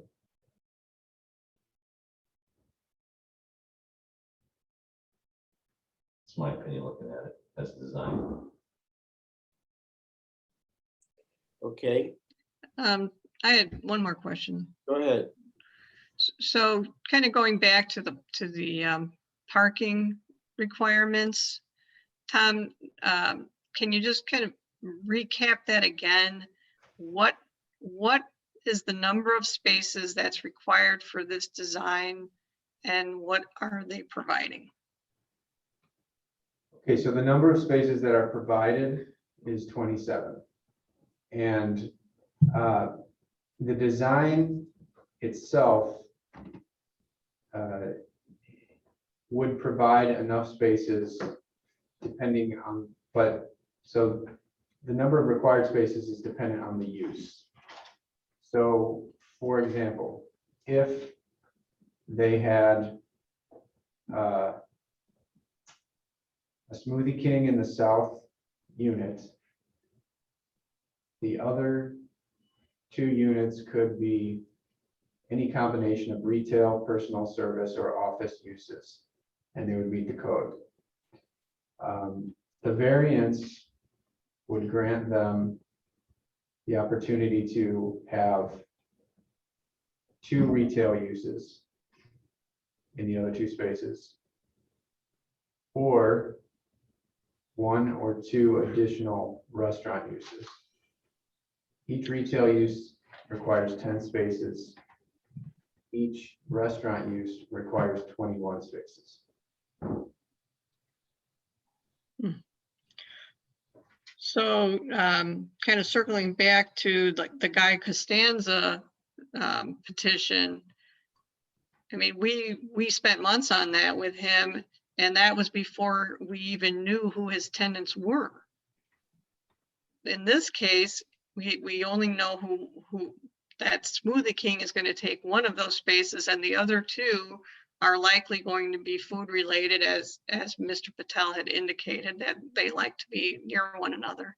So he doesn't have enough parking because he would need 3 times 21. Is that what I understood from you? He would need 18 plus 21. So 18 for the Smoothie King, 21 for a second restaurant, and then an additional 21 for a third restaurant. 60 spots. Right. So when we had this conversation with Mr. Costanza about 407, 411 Ridge Road, and I'll just say that the approval there doesn't necessarily require that you make any approval in this instance because every case is unique. But we had a similar situation there where the applicant didn't know the tenant. And he had expressed a desire to be able to market the building to different users. And we proposed as a way to compromise to allow him to attract or to allow the use to be a restaurant use. We would use the alternative calculation, which is 1 space for each 2.5 seats. And then in so granting that variance, a condition was any user would not exceed the number of spaces, or I'm sorry, the number of seats that would equal the number of spaces that were on the lot. So he, I believe, had required about 60, in the ballpark of 60 spaces per the 5 spaces for each 300 square foot of total gross floor area calculation. But by limiting the number of seats, the permit was granted to give him the ability to attract a restaurant that was limited to 31. So limited to 31 parking spaces and about, I think it was 67, no, it's 60 something seats. So it was a similar situation to what is being proposed here. Again, the condition is that the number of seats within the restaurant be limited. So although the square footage would require a certain number of spaces, the number of seats would not.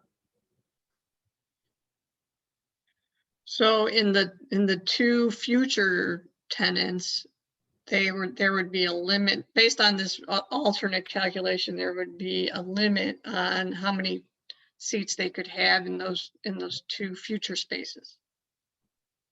Is that correct? That's correct. So they would be limited to 67 seats.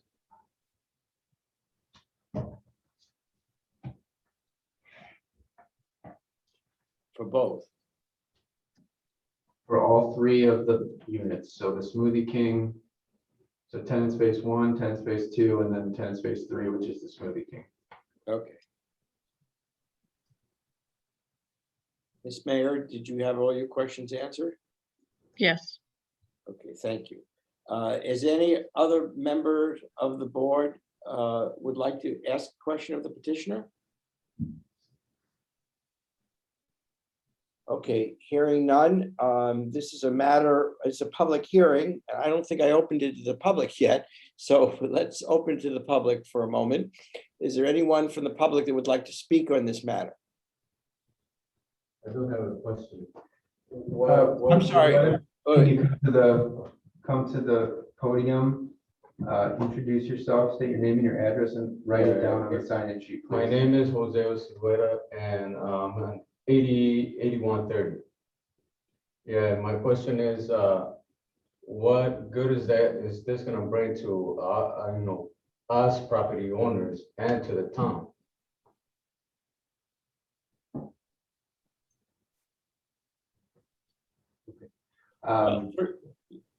Chairman Friedman, I have a written comment as well. Maybe we get through any comments and then we can close the public hearing and you can respond to them, or the applicant can respond. Mr. Chairman, sir, you live at A130 Calumet. No, on the other side of the, where it's gonna be built, the small machine. Yeah, because I also have a concern about, the speaker that they're gonna build in there, because I live right behind it. Okay. You're on the west side. Yeah, the west, Jefferson. right, Jefferson Avenue. You have, okay, you're on the west, okay. All right. Obviously, this is a petition for a variance for the parking ratio. We, as members of the board, we have to look at all of the factors involved. So I can't speak specifically as to whether we hope that any new business in the town will help the town of Munster, but we have to evaluate all the positives and the negatives. That's my response to you, sir. You have anything else to add? That'll be it. All right. Thank you very much. Can I comment on this question? Who's speaking now? Mark Patel. He can't. Mr. Patel, if you wish to speak, come back to the podium to speak so I can hear you adequately. Thank you, Mr. Chairman. I wanted to comment on this question. He mentioned a speaker. We're no longer putting a drive-through on this site, so there is not going to be a speaker on the site. In fact, the residential, there's going to be a 10-foot alley between our parking lot and the residential. Our building's about 24, 36, about 50 feet set back from the property line. Okay. From the residential. So he wouldn't have any noise interference. And then as far as the value goes, this property is behind two vacant buildings. Vacant buildings don't help with any property value. Right, and there's no outdoor restaurant anyway.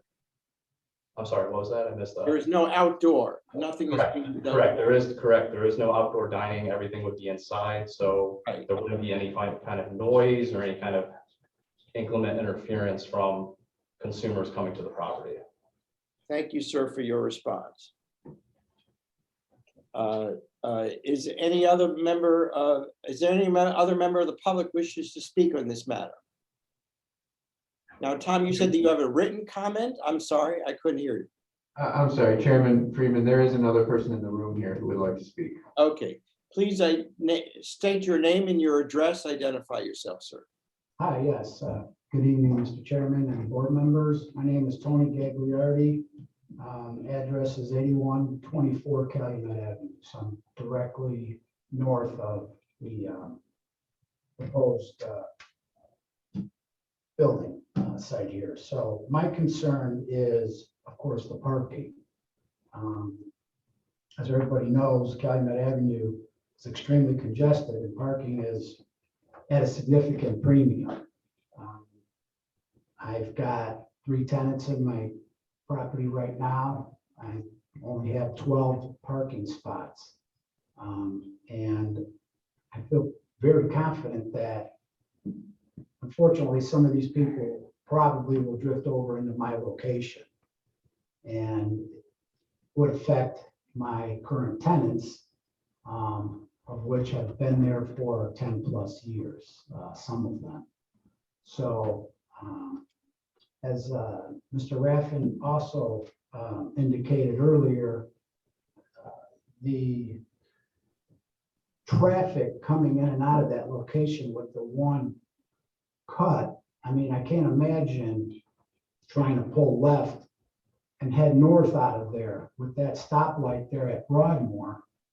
I know it has backed up past my building there on Calumet Avenue. So turning left out of there, I certainly wouldn't want to do it. So my concern is the parking and the effect it could possibly have on my tenants. Thank you very much for your comments, sir. Thank you. Mr. Patel, before you speak to that, let's go through all the members of the public that wishes to speak, and then you'll have it. Any other members of the public wishes to speak concerning this matter? Tom, did you have some written comments that you wanted to read? I do. It's from Nathan D. Viss, Esquire of Viss Law LLC. It's on behalf of Tony Gagliardi. So, I mean, I guess I could read it into the record, but it essentially says the same thing that Mr. Gagliardi just said.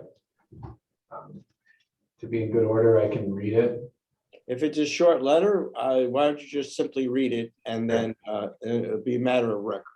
Okay, so it says, to whom it may concern, please be advised the undersigned represents the Tony Gagliardi Trust, owner of the premises commonly known as 8124 Calumet Avenue, Munster, Indiana 46321. My client is in receipt of the petition by Mr. Parth Patel related to the premises commonly known as 8130, 8138 Calumet Avenue, Munster, Indiana, and the request thereto to issue a conditional use permit for a drive-through and a variance from the minimum parking spaces and curb cuts and for outdoor dining for the premises of 8130, 8138 Calumet Avenue. As this board is aware, traffic along the corridor of Calumet Avenue is extremely congested and parking spaces at a significant premium. My client vigorously objects to the proposed conditional use permits and variances, as he greatly fears that his own parking spaces will be utilized by persons seeking to access the proposed venue, as parking space is at such a premium in this location. My client has owned his property for a significant period of time, enjoys good and responsible tenants, and allowing the stated variances will no doubt lead to situations which have a detrimental impact on my client's tenants, causing my client to suffer loss. In addition, the proposed variance will increase traffic use in the immediate region of my client's property, which is of significant concern to my client and the structural integrity of his premises. To that end, my client respectfully objects to the proposed items before this board. Nathan Davis. Okay, very good, Tom. Thank you. Are there any other written comments? There are none. Okay. All right. Now, Mr. Patel, you can come back to the podium, but please make your comments brief because we have quite a crowded agenda tonight. We're running late. Will do, Mr. Chairman. Thank you. To address Mr. Gagliardi's comments, currently his tenants are already using the vacant lot in front of the sole spot for parking. So clearly they're already having an issue as far as the parking goes. If he's stating there's 3 tenants in there, I'm not sure what the exact square footage of his building is, but 12 parking spaces might not be enough. He himself also has a 24-foot curb cut on his property. So northbound turning shouldn't be an issue on our property because this curb cut would be about 80 feet south of his existing curb cut. So if he's not having issues turning out at this curb cut, he shouldn't have any issues turning out at our curb cut. Our curb cut would also be supporting the southern properties owned by Fred Baker, because currently right now, those people are having trouble getting into the property. This would help alleviate that traffic that they might be experiencing. And this fits closer to the plan of having parking behind all the properties and reducing the overall curb cuts along Calumet Ave. Okay, thank you very much, Mr. Patel. I will close then the public hearing and bring this matter back to the board. Does the board have any more comments for Mr. Patel or want to entertain a motion?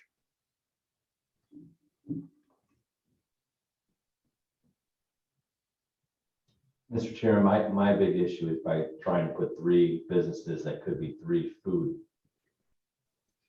type industries is going to create a traffic nightmare in these parking lots.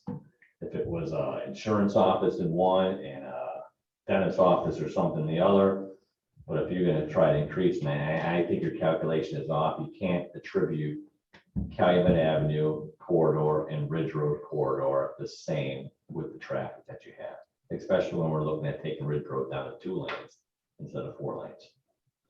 Totally different looking at the Calumet Avenue and traffic counts and all that kind of stuff. And I understand the building next door, you're saying 12 parking spots. That building is probably built in 1950. We don't want the same kind of problems that were built in 1950. We want to anticipate problems and we want to make it safe for people to go in there to get a smoothie. But if there's 20 high schoolers pulling in there after school and you have 2 other businesses that are demanding a lot of parking, there's going to be a problem with Calumet Avenue, in my opinion. Mr. Rappin, you told us that you wanted a use that's similar to what's across the street. We're trying to get to something closer to that. Right. There's already congested parking there from all the food use. Are you saying you're not in favor of what's across the street? I'm not in favor of the parking situation that's across the street. Gotcha. So that's the As problem. we brought that up at the prelim, because that seemed like that was the big pushback when we were trying to ask for the drive-through Of based course. on the Dairy Queen. So we're trying to alleviate that by removing the drive-through. Our concept's mostly carry out. So people are coming in, they're pulling right out. It's not like they're sitting here to sip on these smoothies. It's a different type of You concept. could have a Subway next door that could be sitting there or something. You don't know what's going to go in there, right? Post-COVID, Right. a lot of people are not dining in. Even that Chipotle that's across the street, I rarely see people sitting in it. I've literally been to it all for the past 2 weeks. There's maybe 1 or 2 people sitting. Everybody else is literally ordering online or they're getting their food and they're leaving the site. But we anticipate going back to our normal society sooner or later. So I hope we're going to be able to dine in restaurants again, not just eating in the car, eating at home, you know? So we got to anticipate the problems with parking that are happening across the street and other areas in town and be able to try to come up with not an impact on the community or the other people around this business. Mr. Chairman, I'm sorry. Mr. Chairman, Yes. question for Mr. Patel. Mr. Patel, would you be willing to accept condition of just 1 restaurant? Smoothie King? We wouldn't need the condition. The plan meets the code as is if we're going to do a retail or an office use. The variance is to be able to put more than 1 restaurant in there. Because right now, as it is, it meets the code for 1 restaurant.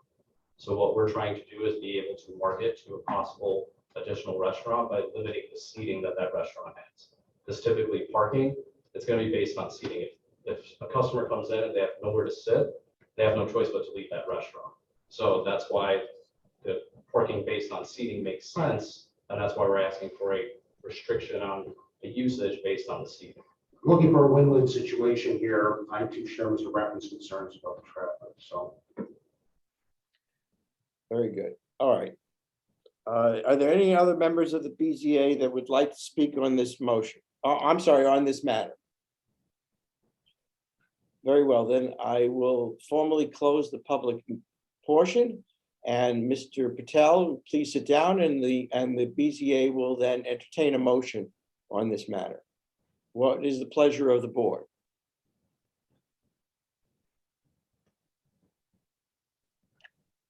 Mr. Chairman, Yes. I would like to make a motion to deny this petition. I cannot, in good conscience, agreed to this lack of parking for 3 tenants. If it were 2, possibly, but not 3. Okay. Is there a second to that motion? Mr. Chairman, I will second the motion. Okay. Chairman, is there discussion? Mr. Peterson, yes? Mr. Patel, having sit in this board, I'd like to give you a heads up. My sense that your petition is going to be denied, and if it is denied, Mr. Whitcomb, correct me if I'm wrong. I think you're going to be barred from requesting a variance for at least a year. My sense is your petition is going to go down tonight. You might be better off withdrawing the petition and revisiting with Mr. Vanderwood to see if you could put something together that, as my colleague, Mr. Bucks, has suggested, proves to be a win-win as opposed to being barred from doing anything for next year. Please consider that. Mr. Chairman, we would like to withdraw this variance request, if possible. Okay. All right. And Tom, do we need to vote on his request to withdraw, or is he simply withdraw it? Yeah, you'd simply withdraw. I mean, Mr. Vanderwood, I have one question. Would we still be able to get a motion to move forward to site development? Because as the site plan says, it doesn't need any variances. right, so if the variance, well, I mean, if the variance was denied or if it was withdrawn, and yeah, the site plan could move forward, it just would not permit the additional restaurant uses in the building, so it would be limited, any future tenant would be limited based on the parking, so. Understood. You could, I mean, I don't know if a withdrawal or a tabling to reconsider the uses, I don't know if that would be a better. Mr. Chairman, there may be a parliamentary solution here. I withdraw my second. And Mr. Chairman, I'll withdraw my motion. Okay, very good. All right. So, Mr. Patel, as I hear what you're saying, it's a little bit difficult for me to hear here. You would like to withdraw your petition at this time. Is that correct? Correct, Mr. Chairman, but I also wanted to make sure that we can still have would we need, Mr. Vanderwood, would we need a motion to move forward to site development for this? Since there are no longer any variances that we're requesting? Not from the Board of Zoning Appeals. I guess the question to you is, do you want to take another month to look at the site plan, consider the mix of uses and come back with a perhaps lesser variance request?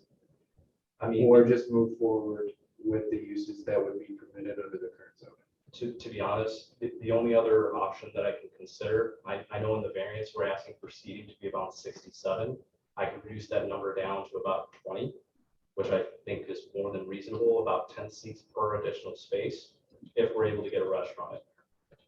So I don't know how the board feels on that restriction instead of the 67.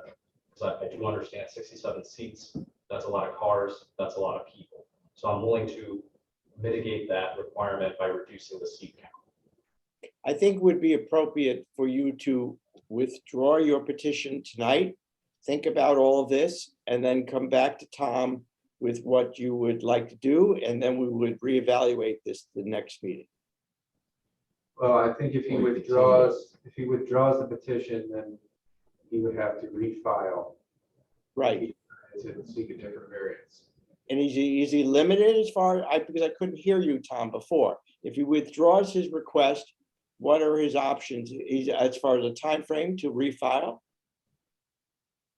He could withdraw and refile at any time. I'm sorry, I can't hear you.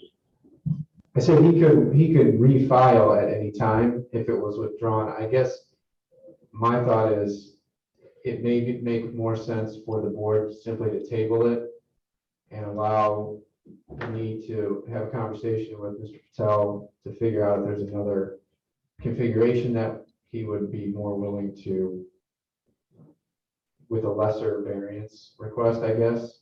All right, very good. For next month. All right, But we if- want to be cooperative, Mr. Patel. So would you be acceptable to not? Mr. Chairman, I pose a question to Mr. Vanderwood and Mr. Winkler. If there's an amendment to the petition, does that have to be renoticed? I would say. Assumption Yeah, I think you'd have to make a determination if it's a substantive change. And it sounds like it's a substantive change, so we're back in the same position. I think the withdrawal, he's heard the comments from the board. My sense is that if he takes the current petition to a vote, it's gonna get denied. He gets back to the drawing board, we might as well just start fresh. That's gonna have his legally cleanest avenue of going about this. Or he could table the motion. If we table the motion for tonight, that gives a chance for him to consider all of his options. Correct, Tom? I guess I'll defer to Dave Woodland on this, but my sense is that if the board tables it and the applicant comes back with the same exact site plan with a lesser variance request based on the feedback received from the board this evening, and the petition has been tabled to a specific date, my sense is that the public hearing could be continued. Because although it is substantive, it's not it's not different in its nature, right? It's Okay, so we need to hear the petitioner withdraw his withdrawal and request to table the motion. And if you ultimately decided to withdraw tomorrow, you could still do that as well. Right. So as I hear it, so therefore, Mr. Patel will withdraw his request for the petition. Well, he won't withdraw his request, and we will then table the motion for tonight, or table the matter for tonight. Is that what you wish to do, Mr. Patel? Correct, that's what we would like to do. Mr. Chairman, I'm going to make a motion to table the petition until for consideration at next month's BZA hearing. Is there a second to that motion? Yes, Mr. Chairman. All right, then let's call for the roll for that, please. Sharon Mayer, Yes. Jonathan Peterson. Yes. Daniel Buckstow. Yes. Roland Raffin. Yes. Stuart Friedman. Yes. Okay, very good. The matter is tabled, Mr. Patel. You'll consider this, okay? All right, next item on the agenda is what, Tom? That's the last item on the agenda. However, I do have one request to the board that this is a little unusual. I will grant that. But we did receive an application for a variance, for a sign variance for the Citgo station at 1750 45th Street here in Munster. It's at the corner of 45th and Fran Lynn. This was submitted by the deadline. However, I neglected to put this on the agenda and draft staff report. So this would have been a preliminary hearing to be held this evening with a request for a public hearing in August. I would ask the board, given that it was a staff mistake rather than an applicant mistake, if they would consider granting a public hearing for this request in August, if they felt like, they didn't receive enough time to review it, it would always, they could always table it in August if they wanted to have a second bite at the apple. Is it a developmental variance, Tom? Yeah, this is a variance for a new sign. It's a new monument sign to be constructed in place of an existing pole sign.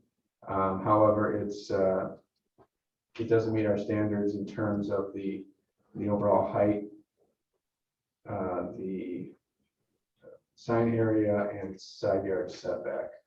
Mr. Chairman, Yes. in light of the statements made by staff, I make a motion to set BZA 21-009 for public hearing at the August BZA hearing. Is there a second to the motion? I'll second that. Okay, Tom, call for the roll, please. Sharon Mayer, Yes. Jonathan Peterson, Yes. Daniel Buckstow, Yes. Roland Raffin, Yes. Chairman Friedman. Yes. Okay, very good. Then the matter will be set for public hearing at the next meeting. All right, is there anything else that we have to discuss tonight? Mr. Chairman, I'll make a motion to adjourn. We're all pretty Great tired. Friday, 3 hours of here. This is probably the longest BZA meeting I've had in years. All right, very good. We have a second to the motion to adjourn. Chairman, I'll second that. All right, call for the vote for that, please, Tom. Aaron Mayer, Yes. Jonathan Peterson. Yes. Daniel Buckstuff. Roland Rathman. Yeah. Chairman Friedman. Yes. All right, the meeting is hereby adjourned. The next business meeting will be on August 10th. Thank you all. Thank you. You've exhausted me, all of you.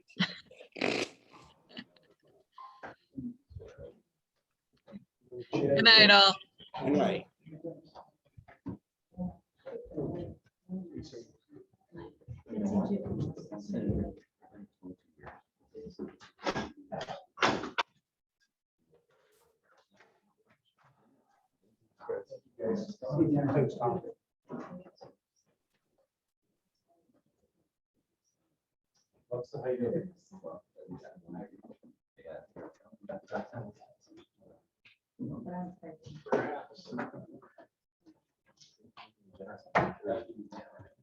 This one was.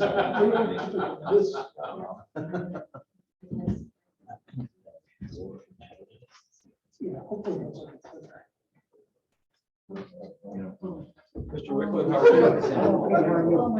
I picked the wrong time to, Hey, Bill. Guys, we're half asleep. Yeah, really? Shocking.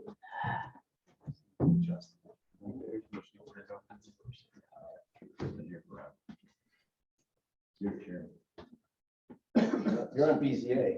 I was trying to. How are you doing, Roland? Good, how are you? Good.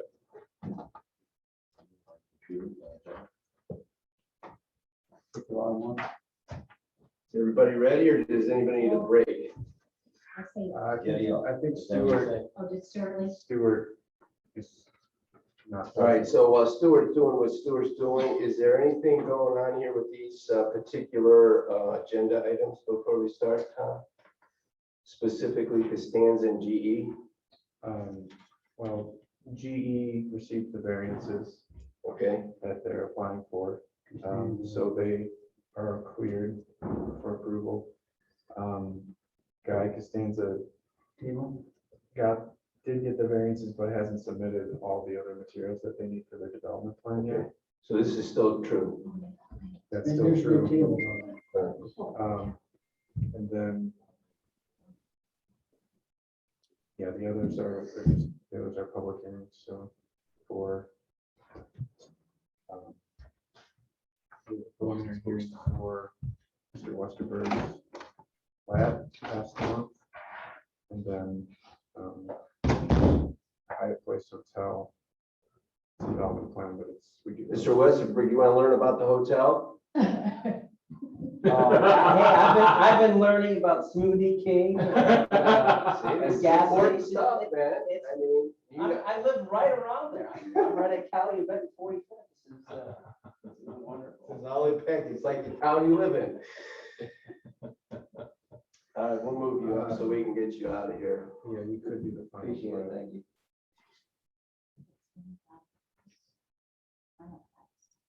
We have a quorum, Tom?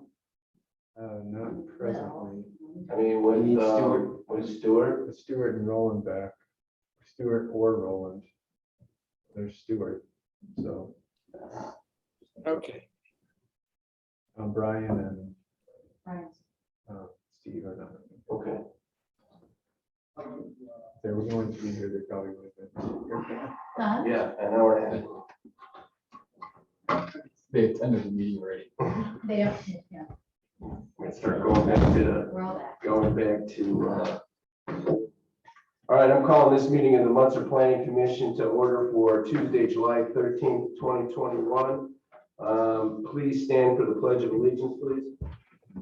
I pledge allegiance to the flag of the United States of America and to the republic for which it stands, one nation under God, indivisible, with liberty and justice for all. Mr. Vanderwood, roll call, please. Counselor Mellon, Present.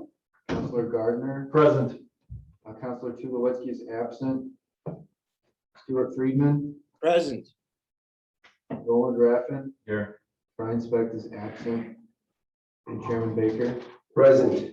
All right, we have a quorum. Next up is the approval of minutes from June 8th, 2021. Any modifications, changes, motions, what say you? Mr. Chairman, I'll make a motion to accept the minutes. There's a motion. Is there a second? I'll second. And a second, any discussion? Either none, Mr. Vanderwood, I guess the rules change. We have to have a roll call vote. Actually, They changed again? they extended through the end of the month, right, Tom? Well, the roll call vote is still required, but yes. Well, the rules are not having changed, but we should do a roll call vote for everything. Okay, so instead of doing that, let's do a roll call vote. Okay, yes. Counselor Mellon, Yes. Counselor Gardner. Yes. Stuart Friedman, Present. Yes. Roland Raffin. Yes. Chairman Baker. Yes. All right, there's no preliminary hearings. Next up is public hearings. I'm going to modify the agenda as chair and say PC docket number 21-005, Stephen Richard and Westerberg requesting approval of a preliminary plat consolidating the 3 residential lots at 10125 Norwich, et cetera, et cetera. Mr. Vanderwood. Thank you. This is a petition from, as you said, Mr. Westerberg, to consolidate 3 lots in the West Lakes Phase 4 subdivision. This was heard at a preliminary hearing last month. I'm going to put the site plan on the screen so everyone can see it. Or this plat rather. As you can see here, the proposal is to consolidate this large lot on the corner of Norwich and I think it's Whitehall with 2 additional lots to the north. This is just simply a residential subdivision. There's currently a house under construction on this lot here, and he plans to add these 2 to increase the size of his yard. All easements, which were originally platted, rear yard easements, will be retained, and the only public improvement that would be required would be the construction of sidewalks along the perimeter of the lot, and those are typically constructed at the time of the construction of the house or the residence on the lot. So we have reviewed it at staff level. We find that it complies with our subdivision ordinance and our zoning ordinance, and so we would recommend, after a public hearing is held, to approve the subdivision as presented. Thank you. Anything from the board to Mr. Vanderwood as it relates to this subject matter? Either none, I'll open the public hearing. If anybody wants to talk at it, don't rush to the podium. 1, 2, is everybody online? I'm not seeing anybody. No? 1, 2, 3. Okay, I'm going to close the public hearing. Mr. Westerberg, would you like to speak on this at any behalf? Sure. Really, I'll just field any questions. I don't really have anything to Okay. say other than combining all 3 lots. 10-4. Any questions? I'll make a motion to approve. Motion to approve, is there a second? I'll second that motion. Second, any discussion? Either none, Mr. Vanderwood. Counselor Mellon, Yes. Counselor Gardner, Yes. Stuart Friedman, Yes. Roland Raffin, Yes. Chairman Baker. Yes. Motion carries. Congratulations, sir. Thank you. I'll bring my basketball over. I'll bring my basketball over. Yes. Sport court. All right, next up is And one booth. and no lights. All right, I'm going to modify this. Next up is PC 21-006, HP Munster Investment LLC requesting approval of a development plan for the Hyatt Place Hotel at 9420 Calumet Avenue in the Maple Leaf Crossing PUD. Mr. Vanderwood. Okay, thank you. If you wouldn't mind giving me a minute to get my reports order here. That the request under PC 21-006 is for approval of the development plan for a Hyatt Place Hotel located at 9420 Calumet Avenue. This is the northwest corner of the Maple Leaf Crossing planned unit development. As you are all aware, the entire site and the overall plat was approved by the Munster Town Council as a planned unit development last year, I believe it was. And one of the conditions of that approval was that all buildings be brought to the Plan Commission for approval of the development plan. The entire site has already been approved. That would include typically the landscaping, the photometrics, the parking. So really the only thing that would be included in this development plan would be the building itself. And they have presented renderings and architectural plans for the building shown here. I've included additional detailed information in the staff report as an attachment. As you can see, it's a 4-story Hyatt Place Hotel, primarily. How many locations have signs, Tom? On the building? How many locations? How many locations on the building have a sign? Oh, on this building? It appears to be 3 signs on the building. Similar to the previously approved office building, the renderings here include signs that would not be permitted under our sign ordinance. Mm-hmm. So the recommendation that I included was to have a condition on the approval that all signs meet the sign ordinance. Which it currently doesn't, usually you're stating it. Correct. So there's one on the south side, the north side, and the east side, I would assume? Yes. What I can do is I can kind of go through, I've got a chart here in the staff report, and I'll happily go through what I believe to be are the questions for the Plan Commission to think about. Well, we read those. I mean, did everybody read their homework? Yes, sir. Yes, sir, Mr. Okay. Chairman. So, I mean, is there any questions with regards? I mean, the ones that need to be approved are the ones that maybe you want to bring up and kind of why we're having to bring those to the board, please. Okay, sure. So there are a few governing documents for the plan unit development. That's the ordinance itself, and where the ordinance is silent or the ordinance references standards in our existing zoning ordinance. So I'll just go through those. Materials and details. We have a list of required or permitted materials in the PUD ordinance, which are shown there. I'll note that there's approximately 50% of the building is painted aluminum panels and what's called Nichiha siding. The aluminum panels would be permitted under the material standards. However, there's nothing in our code, in the standards, that contemplates Nichiha siding. So Which is like a cement board. it's like a cement board. If you look at the renderings, it's essentially this portion of the facade here is that wood grain Nichiha siding. That's probably the biggest, I would say, diversion point between the code and their proposal. There is a question of the use of metal. It's a permitted material, but it says that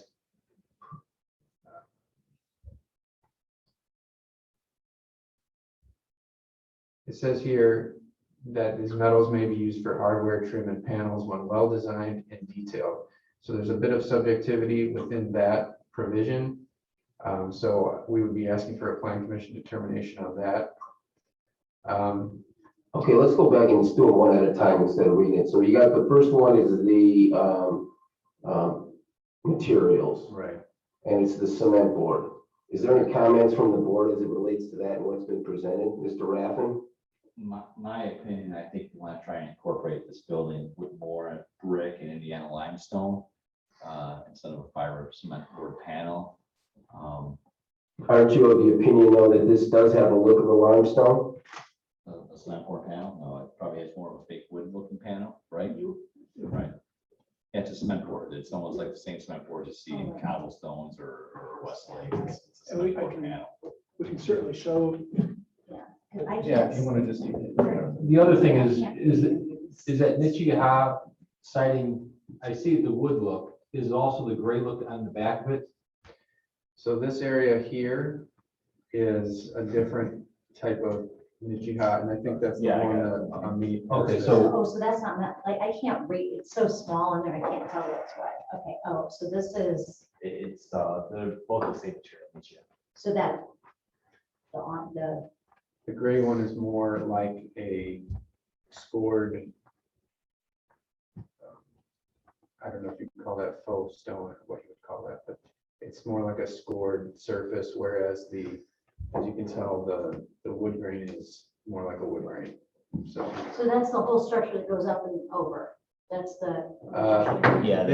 This area, yeah, this dark area is that gray one. Okay. And then this area is the wood grain style. And I'll just, it's shown on both sides here. So this would be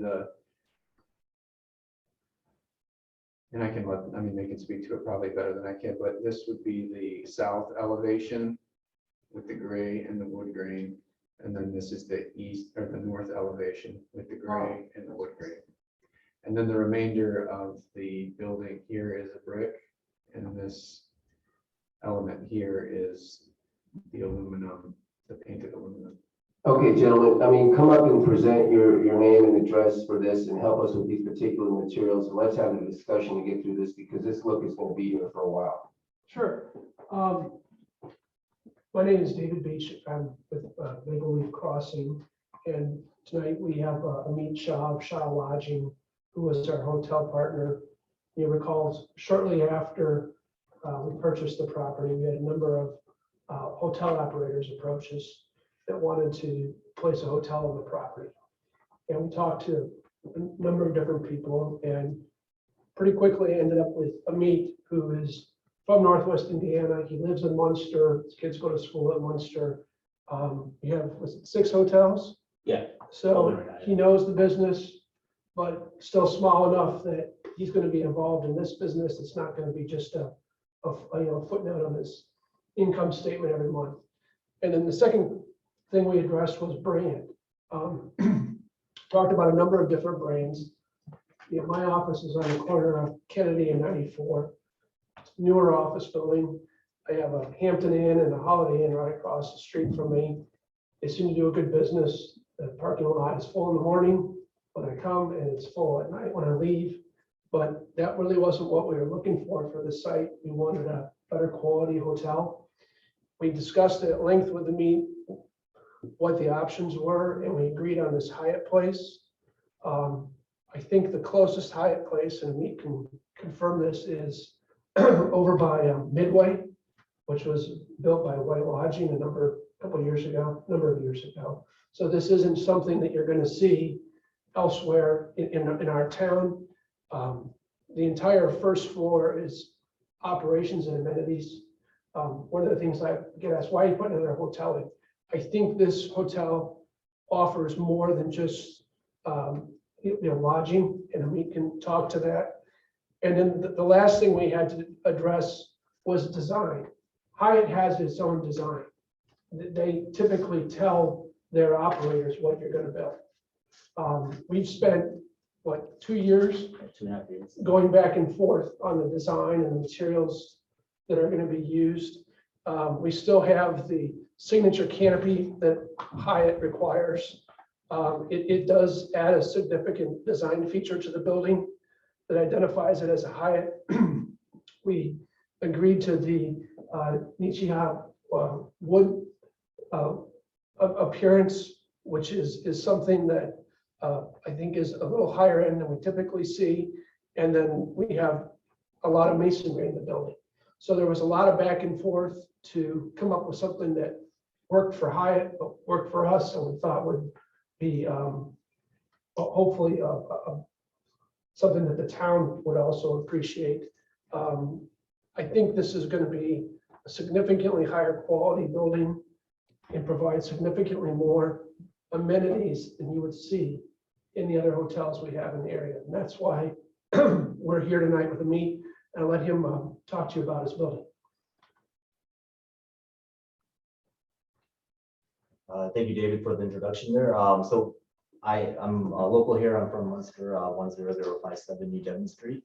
We're proposing to develop this 102-room hotel. As you can see from the renderings here, the elevation, there are 4 different types of bricks that we're proposing, 2 different metal panels, and then 2 different forms of the nichia. I believe we're here today for the approval for the building materials. I mean, I could go into the details of the building, but I think we're here for the materials, right?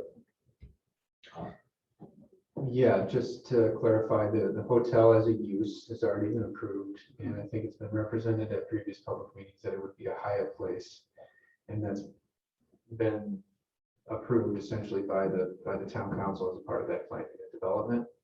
The footprint of the building is unchanged, and so really it is really essentially the architecture and the building materials that would be the subject of the planning commission's discussion tonight.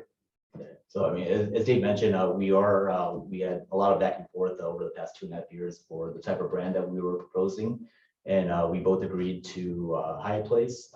It is an upper end product that is not represented at all in Northwest Indiana. You have to go to Midway or Chicago to find the next Hyatt Place in the vicinity. So what we're proposing to do is build a 102-room hotel, a mixture of king, queens, and extended stay suites with full kitchens and appliances. There is also 3,000 square feet meeting space available there on the lower hand east portion of the first floor building. I mean, we would be able to provide a facility for corporate, social, educational purposes.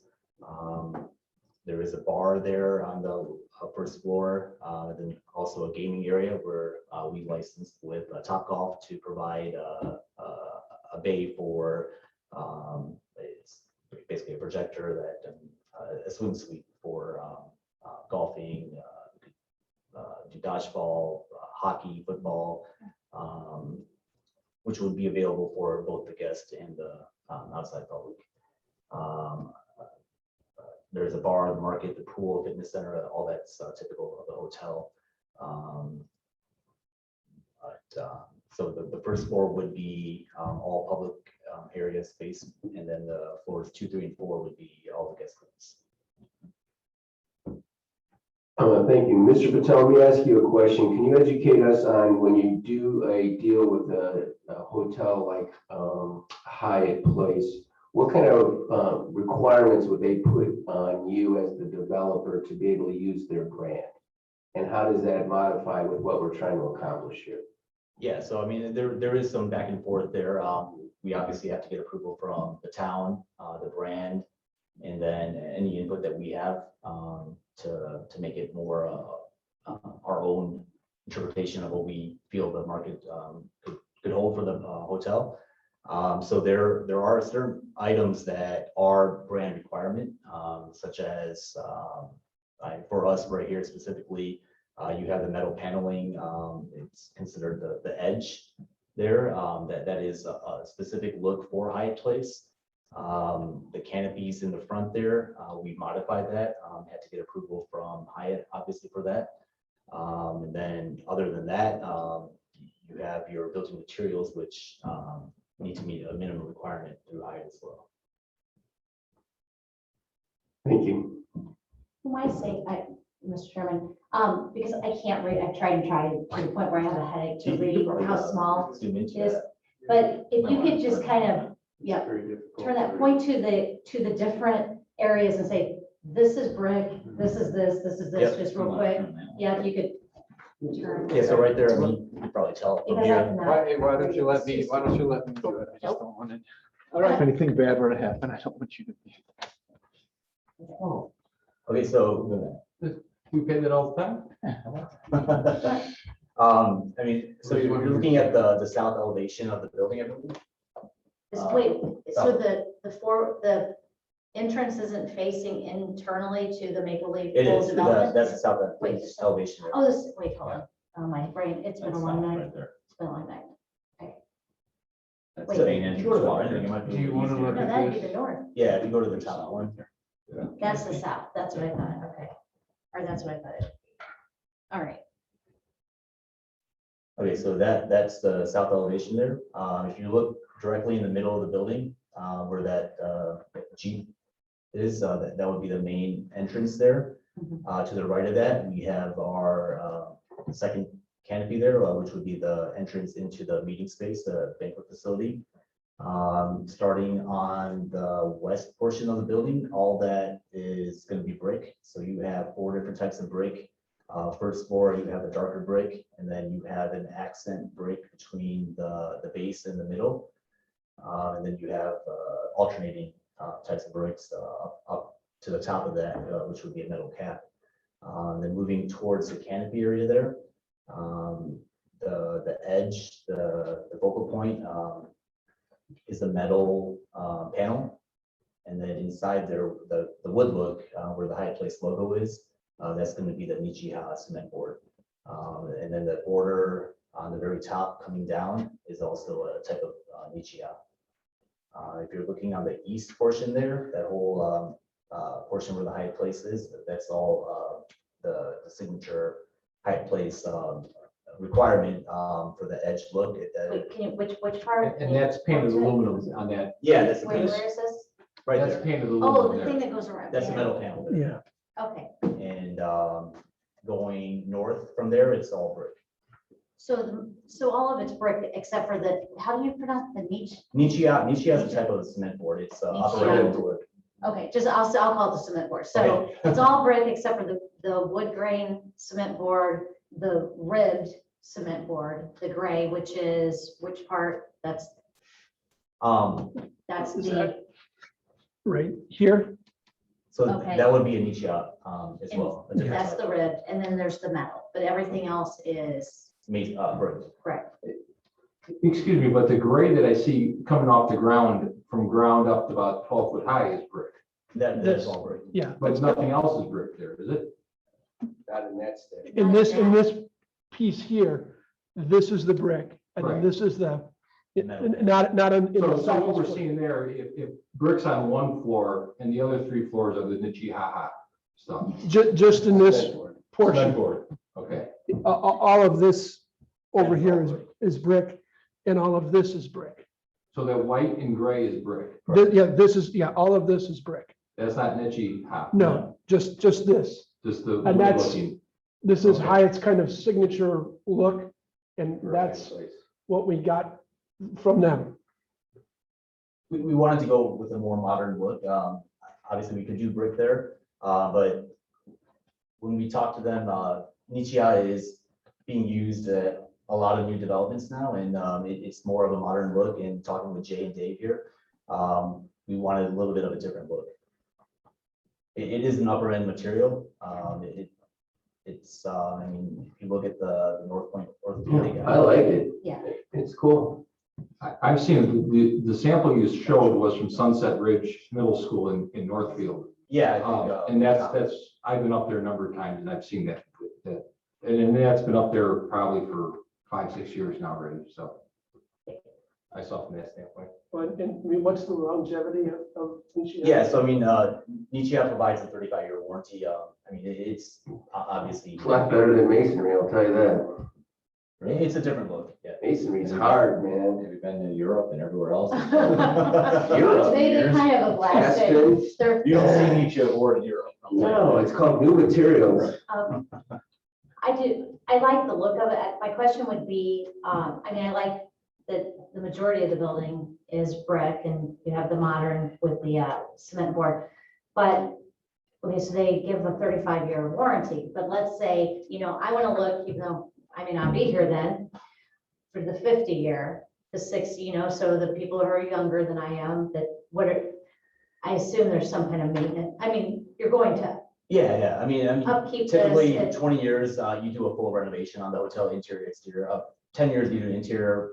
20 years, Right. you'll probably be doing a full exterior renovation on the building. Because that's usually a more of a corporate driven. Yeah, they have right. milestones where they require a certain upkeep on the hotel, and some of the materials, I mean, obviously brick and cement board are very similar in terms of maintenance, but there would be some maintenance 20 years down the road. And my other comment, and this might cause heartburn, but when I look at this and I see the bands, the different color bricks. Mhm. So where the bands are, the thinner ones, what popped in my mind immediately was based on the office building that's being built next to you, it seems like the perfect opportunity to incorporate that ribbed limestone that Mr. Leeser is using in his, just to tie it together. I think it would look amazing. I like everything. I like the building. I'm just saying that. You're talking about the first floor? Well, I'm talking about the bands that go up because it would, Limestone in the building. in those bands, you have to use the Indiana limestone like he got in the ribbed. I think it would be really cool to tie in his building. So this has sort of a, cohesive feel for the development. And if you notice, if you look at Centennial Village and stuff like that, they did the same thing with a lot of the buildings, the stone and the brick, even a new 4-story office towers, all tie into the other buildings. So there's a look that blends it together. And that would be my only comment about the exterior. That's the first thing. Anything else? I agree. It's the first thing I noticed too, is not having any limestone to kind of blend in with the office building and to kind of make them flow. Okay, what else, Mr. Vanderwood, as far as after the materials? One thing I had a question about, you mentioned a couple of times the canopy. Mhm. You said Hyatt wanted this canopy, not a bigger one? Well, so with the type of development that Jay and Dave are doing, it's more of a mixed use development. And the prototypical canopy would be taking up a large portion of the access road there. So we kind of wanted to provide a canopy that would alleviate some of the blockage, I guess, from the access road.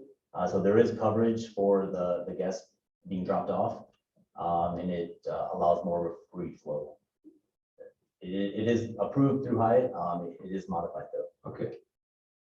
So I think that was one of the questions also that Tommy, we had, it was in the PUD, it was supposed to be more of a staged, you couldn't miss the opening or the entrance to the building, right? Yeah, the entrance was to be distinctive in some form or fashion with respect to the building materials or architectural features. Before we leave the subject of building materials, I just want to point out that I'd like the planning commission just to look at this rendering here that shows it when you're looking straight on to the facade, so you get a better sense of the proportions of the different materials. You can see the niche house siding in this south elevation is approximately 40% of the overall facade, and then on the north elevation, I would say it's probably more like 60% or 70%. So I just want to be clear that is, it is, I would say, a primary building material. So just want you to be clear on what you're what you're ultimately going to approve. Well, and that being said, I mean, I kind of looked through and I drove through and looked at the Spring Hill suite sites. And I know you said Hyatt Place has their own thing. The guys from Marriott and Spring Hill Suites told us the same thing. And we sat down with them and said, that's fine, but you can design a different hotel. And they did after. And we sat through there, many discussion. It wasn't approved in one night. The plans were given. But when you look at that hotel, the majority of that is, is brick and stone a lot. They have some metal panels at the window lines, but most of that is a brick and stone. I always worry about it as a builder maintenance. I don't want to see products 20 years from now. I know you do rebranding, but I want buildings that are built from day one that stand the test of time. And I don't want to worry about maintenance requirements and things fading, especially when the town has skin in the game. I want to make sure buildings are built in longevity. I don't want to worry about a 35-year warranty and stuff like that, you know? So if I was living in this building, I would encourage to try to bring in and incorporate some of that Indiana limestone, and you might remove some of the niche panel and bring in more brick and limestone to accent this building. Yeah, I mean, the original plan was to be brick. We kind of felt that the niche was a different look, and it's actually more costly to do the niche than the brick, and it provides a different look that. No, it's a cool look like it, and I like it. It's just like I said, I don't want to see it dominating the building though either. I'm sorry? I don't want to see it dominating the building. You want to use it as accent pieces and stuff. Is the domination you're talking about on the north end facing Well, the Pepsi plant?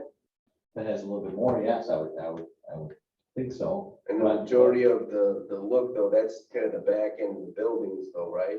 Yeah, I mean, you probably see them a lot of that building driving up Calumet, right? It's not going to be anything.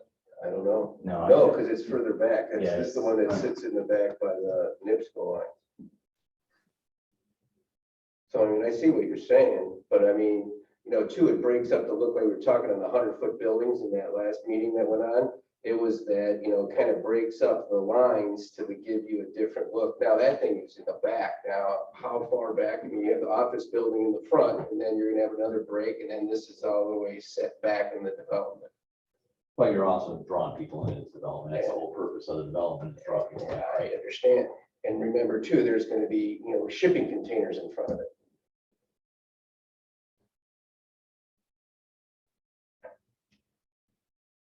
So, I mean, for me, I think it's a nice look, and I understand what Roland is saying is that as far as the limestone, and it might be worth considering to have some continuity between the office building and what was incorporated and approved in that, and maybe draw that into that. But I mean, overall, I think it's pretty slick. And I really don't mind the entrance where that part is. It's just the rest of the building just looks really, really plain. And again, I also went down to Centennial Village and looked at that hotel, and again, there's some character to that. And this one I see is outside of the entrance where you have the, you know, the roof line and everything else. It just seems like a very plain building.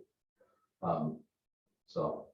And is the parapet on the top, is that, what material is that? And I'm assuming that's hiding all of the rooftop units. Yeah, at the very top of the cap is a metal panel. Okay. Yeah, this band here is brick, and then there's it's capped with some. Okay. But the actual shield is still brick up there? This is brick. right? Yeah. That's all brick, yeah.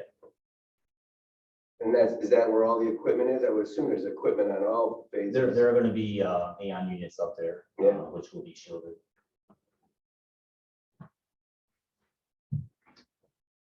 All right. Okay, well, I think that's probably the most significant question that would, in my mind, needed to be resolved.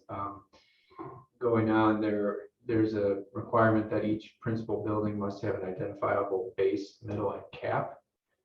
Again, this is somewhat of a ambiguous requirement. It does require a little bit of subjectivity on the planning commission's part, but the way it's been represented is that they do have a base in the middle, which would be in keeping with the code.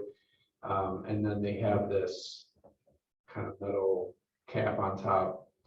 In this section, they have this, what do you call this? Edge? I think I called it a canopy originally. It should have been The maybe edge. the edge. Hyatt calls it the edge. The It's edge. kind of a So, focal point of the building. I thought you played guitar. yeah, so I think something like this probably exemplifies that standard pretty well. This area is a little bit more, you know, questionable as far as whether or not the plan commission would accept that as an architectural cap, so to speak. I'll pause and discuss that, or should I? Maybe that's why I think the rest of the building looks plain. I mean, we have been comparing this to like the Spring Hill Suites in Centennial Village. In that example, there's a cornice on the building. So there's an architectural feature on the building, which would really, and I could probably just, if you want, we can Google it and look at it, but for some reason, this always opens up to LaGrange, Illinois.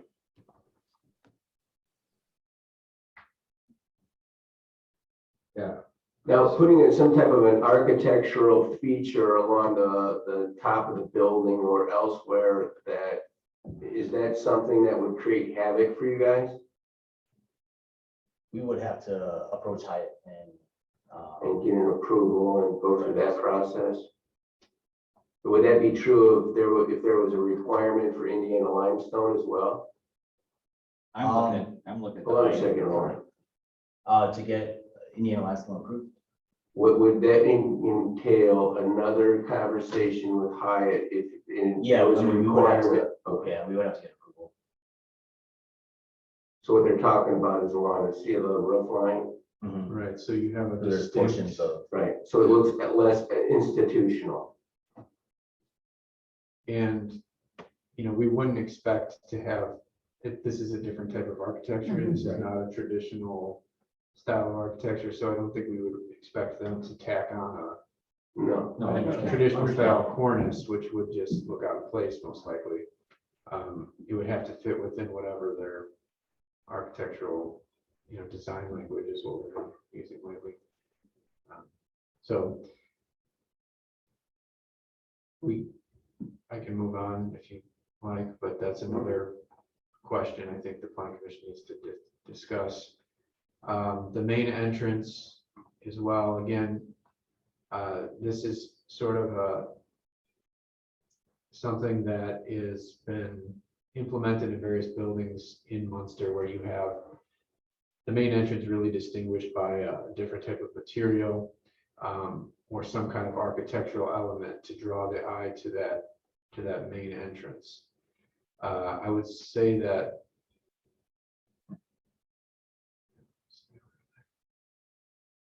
in this instance, there is a canopy over the main entrance.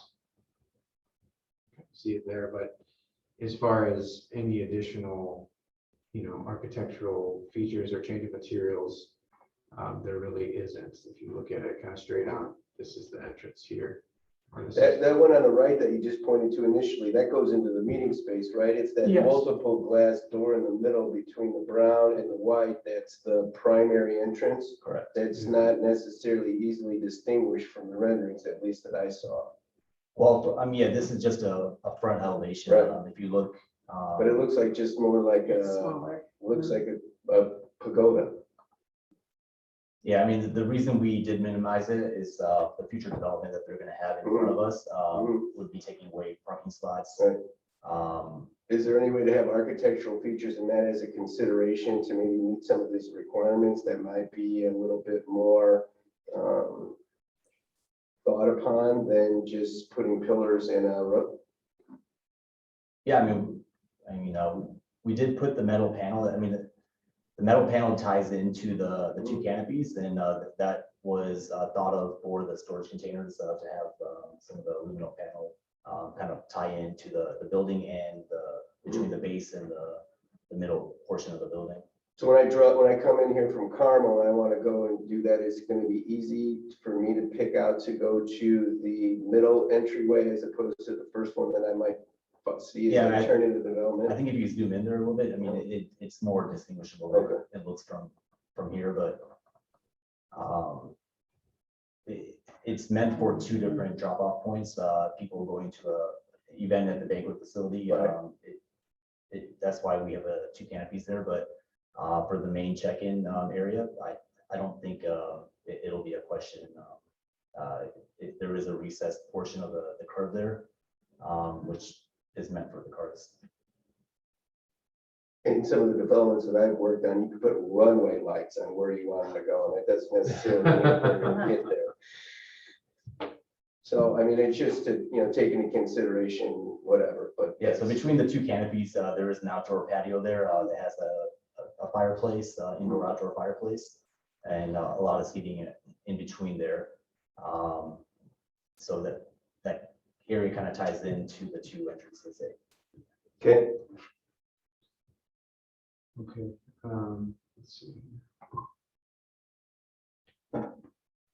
Okay, so the next one is blank walls. And this is not permitted at frontage. Essentially what this means is there's the frontage of a building should have some transparency and some visibility into it. As I noted here, this would clearly meet the requirement for the facade that faces south into the development. And I think that's probably the most important face to have, given that that's where the clients and customers will arrive from. And however, again, this is standard for the plan commission to determine. Typically, we've said in a situation like this, we require four-sided buildings. So we require some transparency, whatever the main facade features, we typically have required those on the other sides of the buildings. So, I'll just note that there's really not a whole lot. This is the side that faces east towards Calumet Avenue, and it's Towards the office building, those on the first floor, those are the meeting rooms, aren't they? Yes. So you have the meeting rooms with no glass? So there are two storefront in the front of the building there, south. Yeah, I'm talking about facing east. So, the way I was looking at, you walked into the meeting rooms coming off of obviously interior corridor. Mm-hmm. And then you walk in and the back end of the room is this wall where the red car is. So I'm just saying that in the back of that room, there's no glass. It's just going to be all dark. Well, I mean, there are two storefront doors there. It was purposely done to control the lighting in the room, and then there are projectors that would be going on those walls. Right. So that is to prevent excess lighting. So I think that's Tom's point, is that on all the buildings, you wanted a four-sided wall. And then on the other side too, it's all glass facing Pepsi on the first floor. So that's what's north entrance, north. This would be the north Yeah. side. So That is the Pepsi facing portion of the building, north portion. Yeah, that's where the garbage cans are. So they'll obviously have landscaping and stuff around. Yeah. So I mean, we do have on the this first. side there's No landscaping any landscaping. on that side? You got a parking lot right up to the building. Yeah, Oh. I think it's just a sidewalk. And then there's the bike path and then the road. So there is an outdoor patio there as well. Is that here? Yeah, right in that area. That goes into the breakfast area. One thing over the patio that I see that might make that back a little bit more interesting, if there was some kind of like metal canopy over that, or pergola, kind of thing to bring some height up. I'm making Chuck laugh. No, I was looking at the picture, really. Oh, okay. So, because that might help with some of the architectural interest in the back. Mhm. And then I know I said there'd be landscaping, but the parking lot between the bike path, there's landscaping there, correct? Tom, so you don't, Yeah. so what you see So there should be is, landscaping all around our building. And butting up to the building, there will be landscaping. oh, there's room for it? Yeah. That's all site condition, right? Say, are there any windows that are where the swimming pool is? I'm just. No, there are. There are? In the front of the building, if you look at They're in it. the front, okay. Yeah, front and to the side. So this is the site plan I'm showing here. So there is landscaping in that portion there.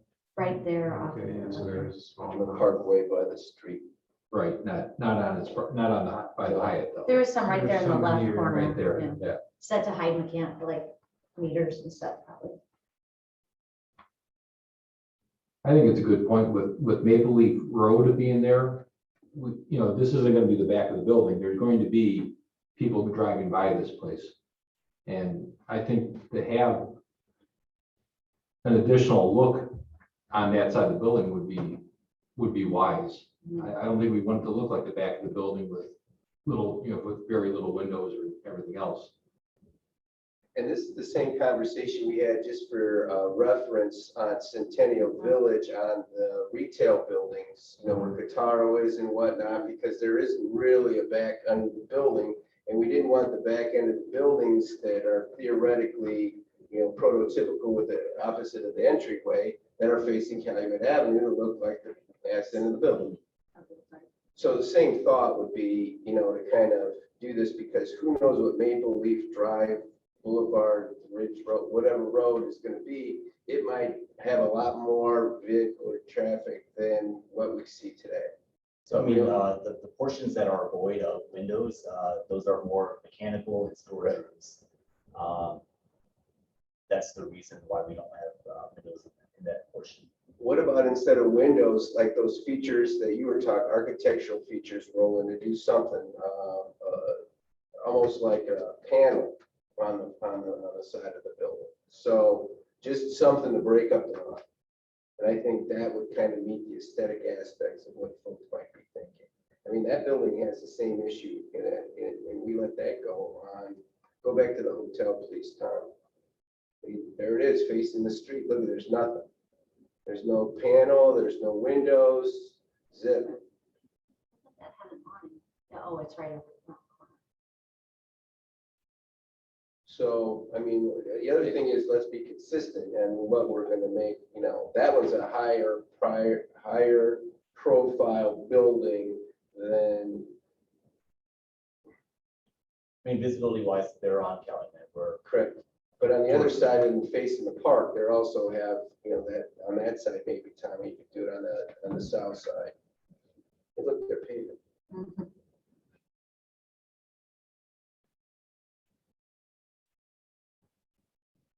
So that's, Yeah, there's not much on that side. yeah. I mean, I think the front of the one that's being proposed is probably as interesting as by the entrance here. I mean, obviously their canopy is larger because of the space, but. Yeah, that's a nice looking building, right? No, it is a nice looking building. Or wait, you mean this one? Or Yeah, both. Yeah. I mean, I don't think it's like. So our area, where between the two canopies, there is a pretty substantial patio there, which will feature the fireplace, like I said, and a lot of the seating area will be, it'll stand out. It'll be colored and it'll have a different look to it. Do you have the liberty to string lights during certain seasons? Because we've seen that in, well, you know what I mean? Yeah, no, yeah. We've seen that in other pictures where they have between those two, Yeah, awnings, we it seems could like the approach perfect. them and potentially do that. I mean, is there a patio space that looks north and the south? There is a patio on the north and south. There's a part, yeah. On the north side too. Yeah, the north side, that's where I felt like there could be some architectural interest added over that patio, possibly. You had It's it. amazing how many different styles Hyatt places there are. So when you tell me about their brand and stuff, I probably have 50 different hotels in here that are. Yeah, I mean, it really depends on location, what they, Urban versus. yeah. This is a new prototype that they came out with in 2020. And they're all moving towards this now. Okay, folks. I guess overall, I think it's a good start. I would like to see some more tweaks to it if at all possible, especially some of the things that we talked about with the limestone and I think I'm not so concerned about the lack of look on the end sides of the building, but I think the long side, I think there's something to be looked at there on the north. The north facing area. And I'm really not, after I looked at it, I'm not that concerned about the awnings. I think if you could fix up the awnings a little bit, especially the entry, but I'd be more concerned about the look, especially that back end of the hotel.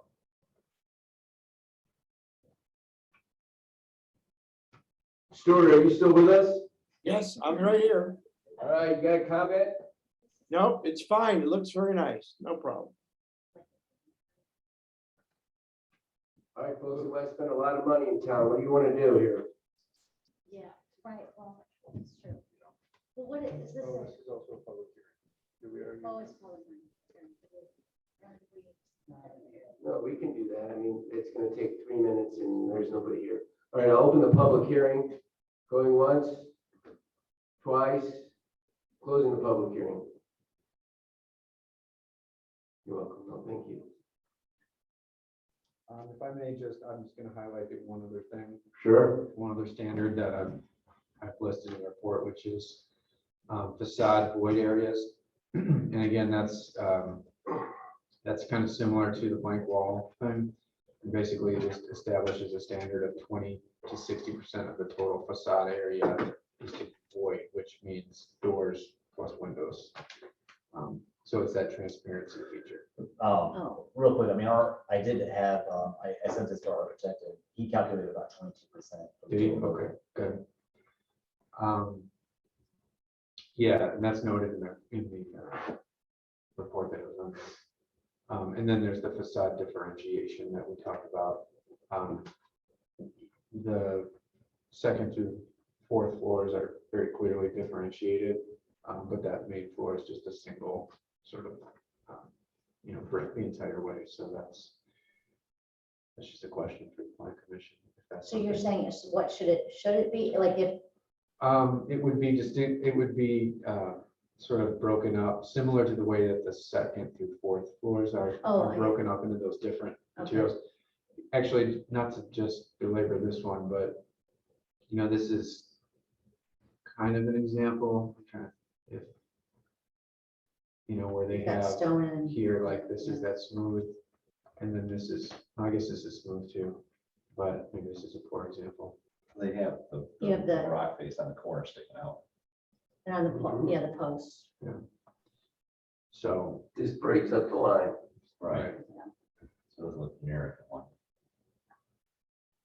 Right, the idea is, if you're walking along it, you want to have some visual interest as you're sort of And progressing.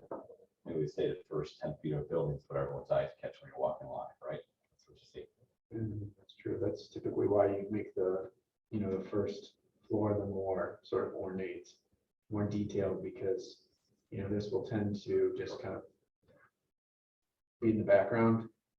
This is meant to be seen by the cars, and this is meant to be seen by the pedestrian. So I think it's a really good start. I think we could tweak some stuff and bring it back next month with the limestone, some of the things we talked about. So what are you asking them to do something? I thought we talked about a little bit, trying to incorporate some of the limestone, breaking down some of that percentages of the EG panel and different stuff. And you already have this design. You can bring the plan B in there and say, okay, what's the consensus? Which do you like better, right? You don't have this on BIM yet, do you?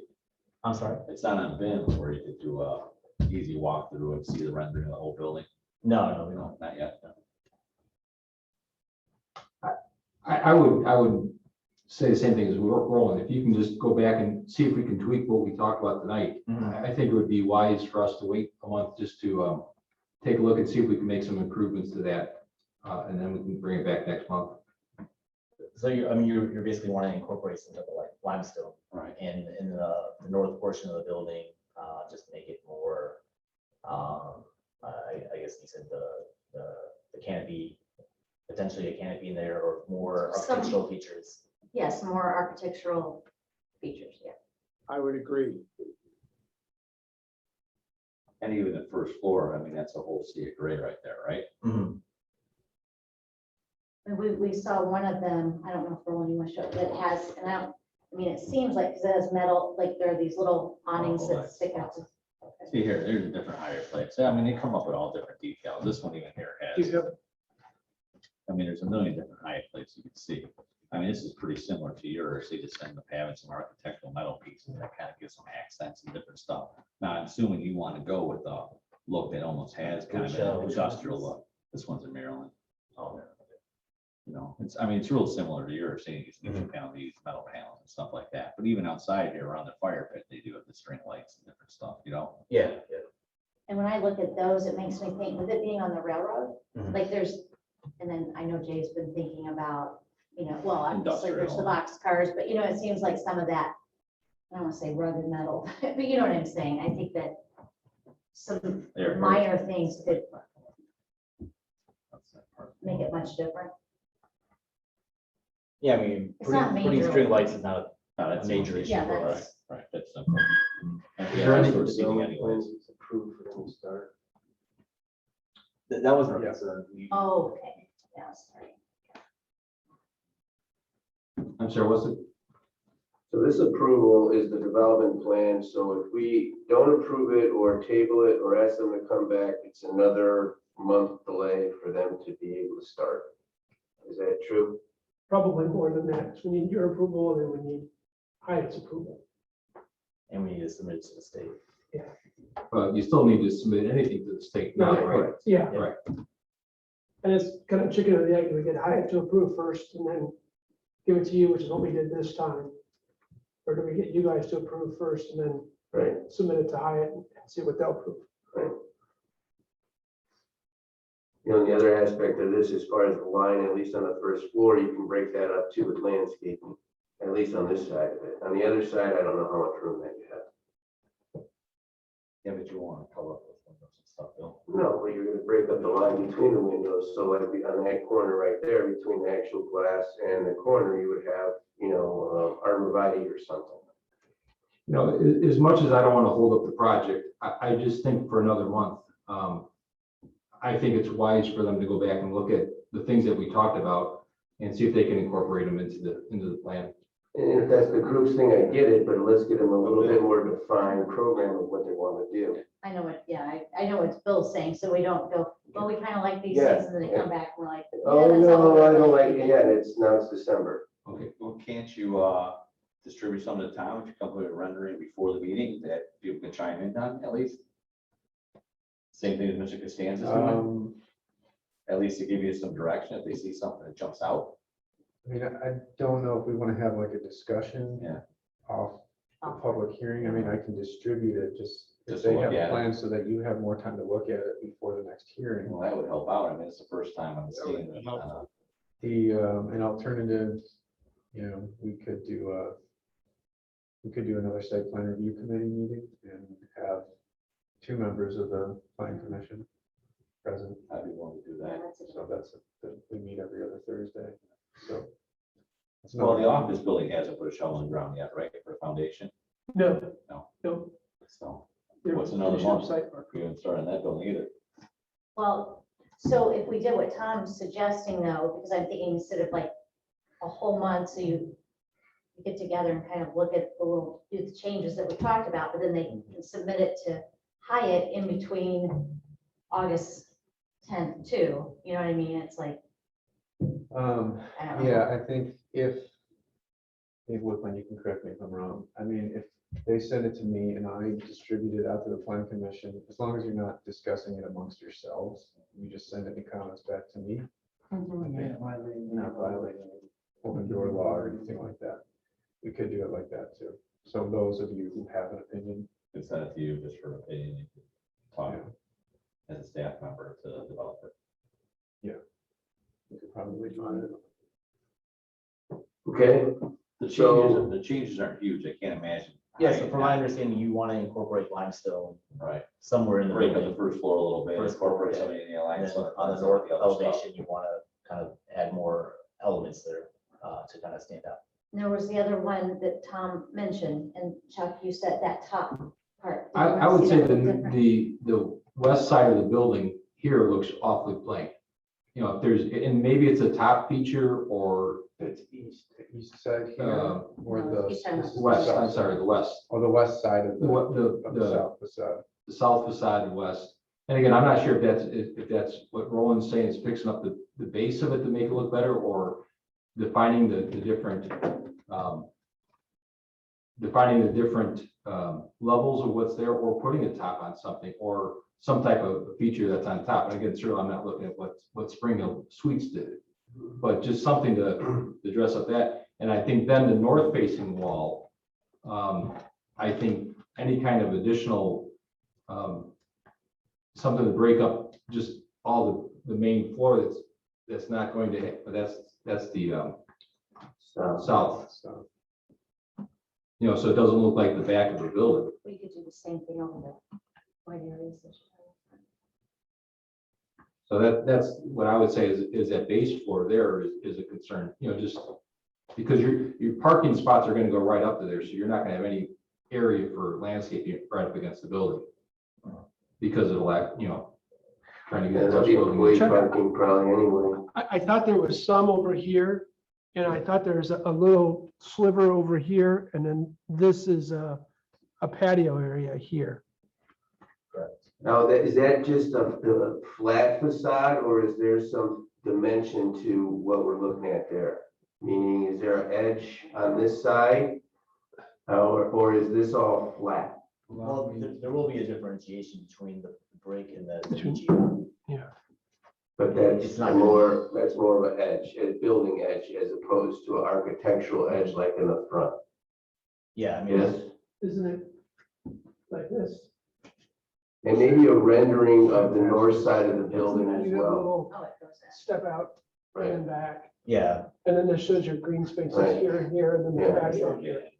And just maybe, Mr. BJ, a rendering of the north side as well because of that public road there, and just so that we have an idea of what that looks like too. Because, there is a back entrance there where the elevators are. Sure. So there will be differentiation between. Yeah. So I can park in the back and go into the hotel if I'm staying. If you check it, Yeah, so I mean, it's not just a flat portion of the back. There are different, I guess, bump outs there. got it. And then does that correspond, meet to the material change too? Yeah, I mean, It's like this was the white brick, and this is, well, not white, but what appeared in the rendering is white, yeah, and then this is the niche in Yeah, between and the bump out. yeah. So I mean, you'll definitely be able to see the differentiation there. Our drawing may not do service to what you actually have there. Renderings are cool. So are bow ties. Mhm. And suspenders. All right, still need to do something here, folks, please. Can I ask for a clarification on the Uchiha siding? Is that a material that the plan commission is going to accept as being within the building material standards? that I vote yes. Proposed here? I kind of ask because I think there are some other buildings that are being proposed in town that will have Uchiha siding on them. I would say not the predominant factor as an accent, in my opinion. Go smoothie, right? Yeah, just. Accent means less than 40%? Yes, not predominant. You know,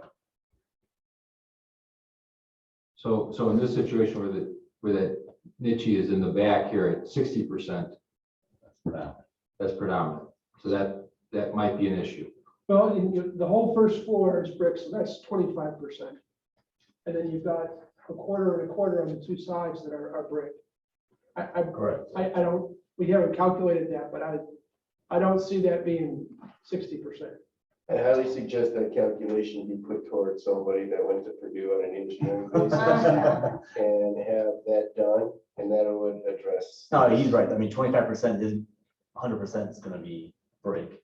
Then you have a portion, you're probably at 50% each year. Maybe less. I certainly don't have a problem with it being an accent, you know, less than 50%. Of the entire, not of a front, right? That's the entire building. Is that how it's calculated? I'm just asking for, like, if it's 50% of the entire. I guess it's We on don't the side. have- Yeah, I would. We don't have any calculation in our code. That's kind of why I'm asking, because we just have, well, in our normal code, we wouldn't permit it at all. Just because it's, well, the building materials that we approved last month were basically brick, stone. But this is PUD. It's a little different. It's PUD. I mean, the standard is shown here as glass steel. It should be primarily glass, steel, brick, stone, shipping containers, and the Oh, need to permitted document it. materials subject to town approval. So, Like council approve all you that. know, there's a little, I mean, they did approve this, so this would be a kind of the rules. So I just want to make sure that that's something that's. So Tom, the wood look that we've approved for the Target renovation and for the new Dairy Queen, those were like metal. Pardon me? Those got approved before all the new orange went in, right? Not the Dairy Queen, Yeah, I don't believe. But you know what I mean, the wood look that's metal. the Dairy Queen was, trying to think here. I believe the Dairy Queen was pre the Was new it? code, yeah. Before we adopted, before 2019. Actually, yeah, so was the, So it's Target. so was Target. Okay. Yeah. So we're not, but that's a metal, I'm just asking like if And that's, Target is Like a tile. gonna use this exact material. they are gonna use this for it. Yeah, this is gonna be pretty much exactly what Target is. I mean, Nichia is, I mean, all the Dunkins are approved for Nichia. I mean, I think the South Calumet Dunkin, that's Nichia. Was it I've got the doctor's office on South Calumet as well. North Point. Well, at North Point, I believe they have a form of, maybe it's not Nichia, but it's a very similar material. But then on South Calumet, across from the Dunkin' there, that building has that similar The material. dialysis. The dialysis. Oh, the yeah. dialysis, yes. Yeah, they have a very similar material as well. It's, I mean, it's a very modern look. I mean, the prototype for Hyatt is all metal panel, where Nichia is right there, it's all metal panel. And then you choose, which would you, or no? Depends on what you like to look at, you know? No, I guess it's true. Still need a motion, folks. But, I mean, if I may say, I mean, our big concern is that we're trying to break ground in September. I understand the changes you guys want to incorporate. If there's any way for us to move forward with the project and incorporate your changes as well, that would be ideal.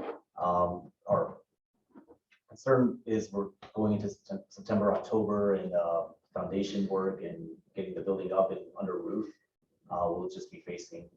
You won't get it under roof before December. Be close. Our hope is to get under roof. You might have the first or second floor on. So are we not, so we're not, so I don't know, can we approve we're not gonna change the shape of it? I mean, so then they can, You can prove, you I can don't- make this an approval of development plan, Councilwoman, and correct me if I'm wrong, Mr. Wickland, with contingencies and things that need to be done. Yes. Yeah, but that might get tricky. I mean, but I guess you can improve the foundation. If it's the foundation blueprint, but as long as you don't have to change the foundation for any design work. I mean, we're not going to be Regular doing any stone. building materials until next year. okay, You know, that's helpful. so you can move forward a foundation or a conditional, you know. I would hope you would have the foundation underground in then by October, where you're starting to frame the walls.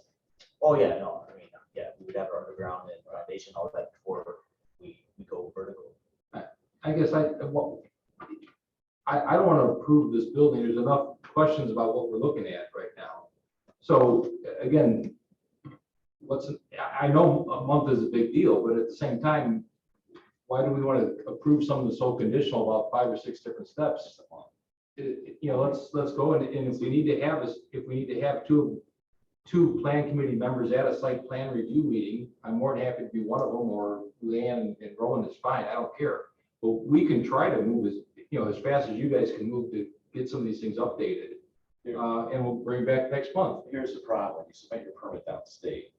When you put the Nietzsche panel up, the difference in framing between a Nietzsche panel and probably the brick or limestone is gonna be different, right? So your design in your second floor could be a little bit different than your first floor. Right. And that's the problem when you get down to changing some of that from brick to stone. Well, that's why they would need some specific direction on what you're looking to see to be able to start doing the drawing simultaneously while they go through the approval process through this group. Well, that's what I would. Just saying, I just want limestone, well, you can put limestone on the first floor, but if you think it should be on the top, then that's gonna be another discussion. Well, I'm sure the architect has some on design work on that, right? It's like the architect come up with design, try to change the rendering a little bit, right? Is the architect Roland Raffin? Well, an architect's an architect, if you try to say, work we can incorporate some limestone in here to bring in to match the other building. You have the designer of the other building, right? Like the architect should be working hand in hand with whoever designed the other one and be like, okay, this is what we It have. might not be the same architect. I think, Well, but you have the drawings of the other building already, right? And you already have a kind of a container design, right? So you're trying to make it that industrial limestone container opening part, right? So you almost got one style of building with the Indiana traditional limestone. Now you got a modern building, and then you're going to container. What's going to be the theme of the place? Are we just going to be switching all buildings, or are we going to come up with kind of a theme and blend everything in here, right? Well, I mean, that was our discussion with the metal panels, kind of tying into the storage containers.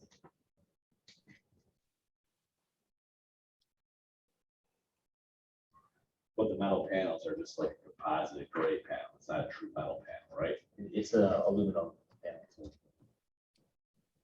I think I have a sample somewhere. That's right.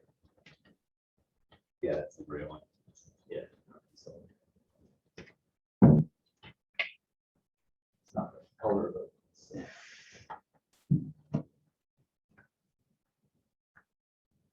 It's darker. This is what we ran into with the other. no, they didn't have the It's supposed to be exact dark, color yeah. in stock today. I mean, I went to go, Yeah. for the Elk Road, I went to go pick up the panel, but Well, Go ahead. I agree with you, Councilman. If you have something, I'd be more than happy to look at it, or Tom's advice, send out to everybody and reply to Tom. See if we can consensus it so it's approved, you know? This is always tough to reprove such a big project on the first time of seeing and discussing it. It's very difficult to do. I don't think it's ever been done. I had enough naysayers on Spring Hill Suites. I want to make sure at least they get a little time to. Do we just table this until the next meeting then? Is that the That's motion? what I recommend. So I make a motion that we table this PC docket 2106 until the August meeting. There's a motion, is there a second? I will second that. Discussion? Mr. Vanderwood, roll call, please. Counselor Mellon, Yes. Counselor Gardner, Yes. Stuart Friedman, Yes. Roland Raffin, Yes. Chairman Baker. Yes.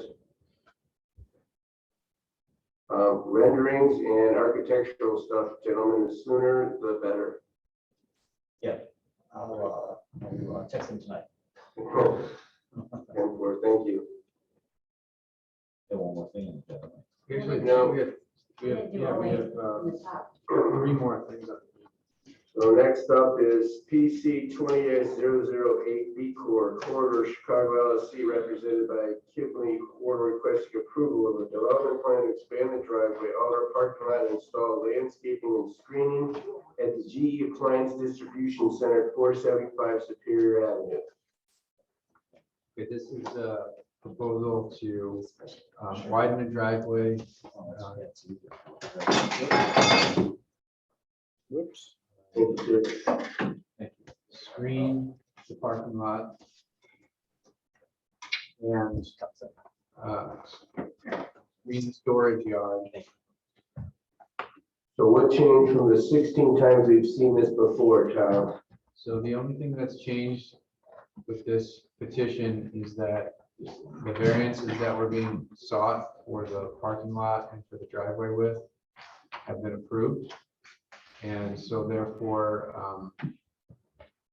my recommendation is that the plan commission approve this as well. Because it now complies with the zoning code.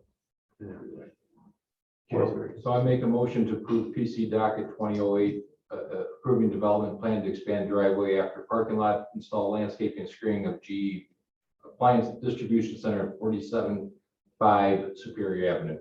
There's a motion, is there a second? I will second that motion, Mr. Chairman. Mr. Friedman seconds that. Is there any other discussion with regards to this situation? Hopefully that's being resolved as far as parking challenges. Tom, do we have to open up the public hearing? Yes.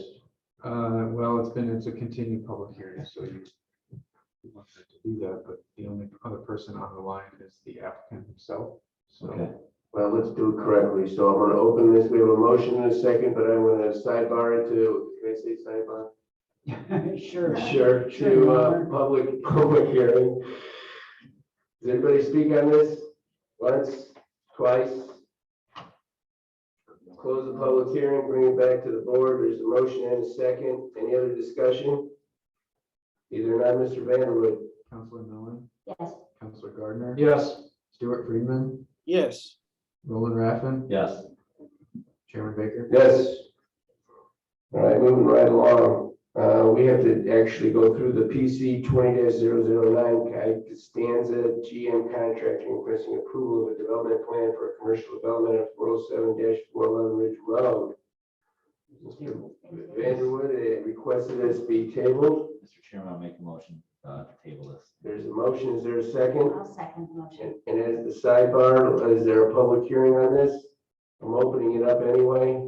1, 2, 3, I'm closing it because there's new rules all the time. Back to the board. There's a motion and a second. Any other discussion? Counselor Mellon, No. Yes. Counselor Gardner, Yes. Stuart Friedman, Yes. Roland Raffin, Yes. Chairman Baker. Yes. Next up, no finding of facts. Is there any other new business? There is Yeah. final plat approval for the Westerberg second edition. Mr. Chairman, I'll make a motion to approve.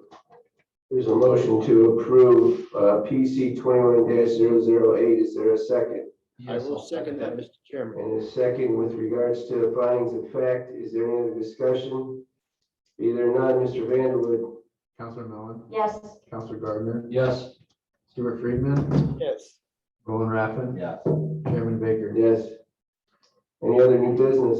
Mr. Chairman, I'd like to make a motion to set a public hearing for the August 10th Plan Commission meeting to amend zoning ordinance 1788 to revise what is allowable in terms of building heights, district density units, and residential principal uses in zoning districts CD4A, CD4B, and CD5. Wow, there was a big motion there. Is there a second? Mr. Chairman, I'll second that. Motion and a second, some discussion. I guess- Can I ask what the amendment? Yes. Ordinance. So I'll try and keep it brief, but like this obviously the zoning and map change was a gigantic undertaking that resulted in over 450 pages. And I, based on some of the, I know we've made some amendments recently, like the fence, a couple different things, but I think because it was so big that we maybe didn't have, it was difficult to take a deep dive to determine exactly if all of the maximum usages were to be in place, what that would look like and how that would affect like town services, traffic, schools. And this is all coming out of kind of what we heard when we had that, the work study for the development that was brought to us for the over 235 units over on Manor Avenue. And so we have always been a town that says, let's control what happens to us, not like after it happens, go, oh my gosh, how did that happen?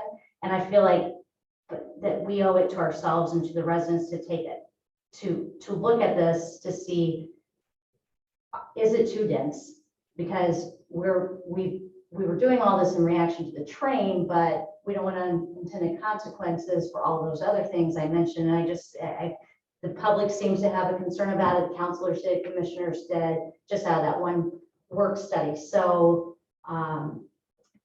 I just want to make sure that, given that the train is driving a lot of interest in the town right now, and it's really ramping up, that we don't want a bunch of projects all of a sudden that, oh, it's zoned for this, it's zoned for this, and all of a sudden we have all of this. And because you look to the south of us where things have boomed, sometimes all of that development gets ahead of where they are and they're not really prepared for it.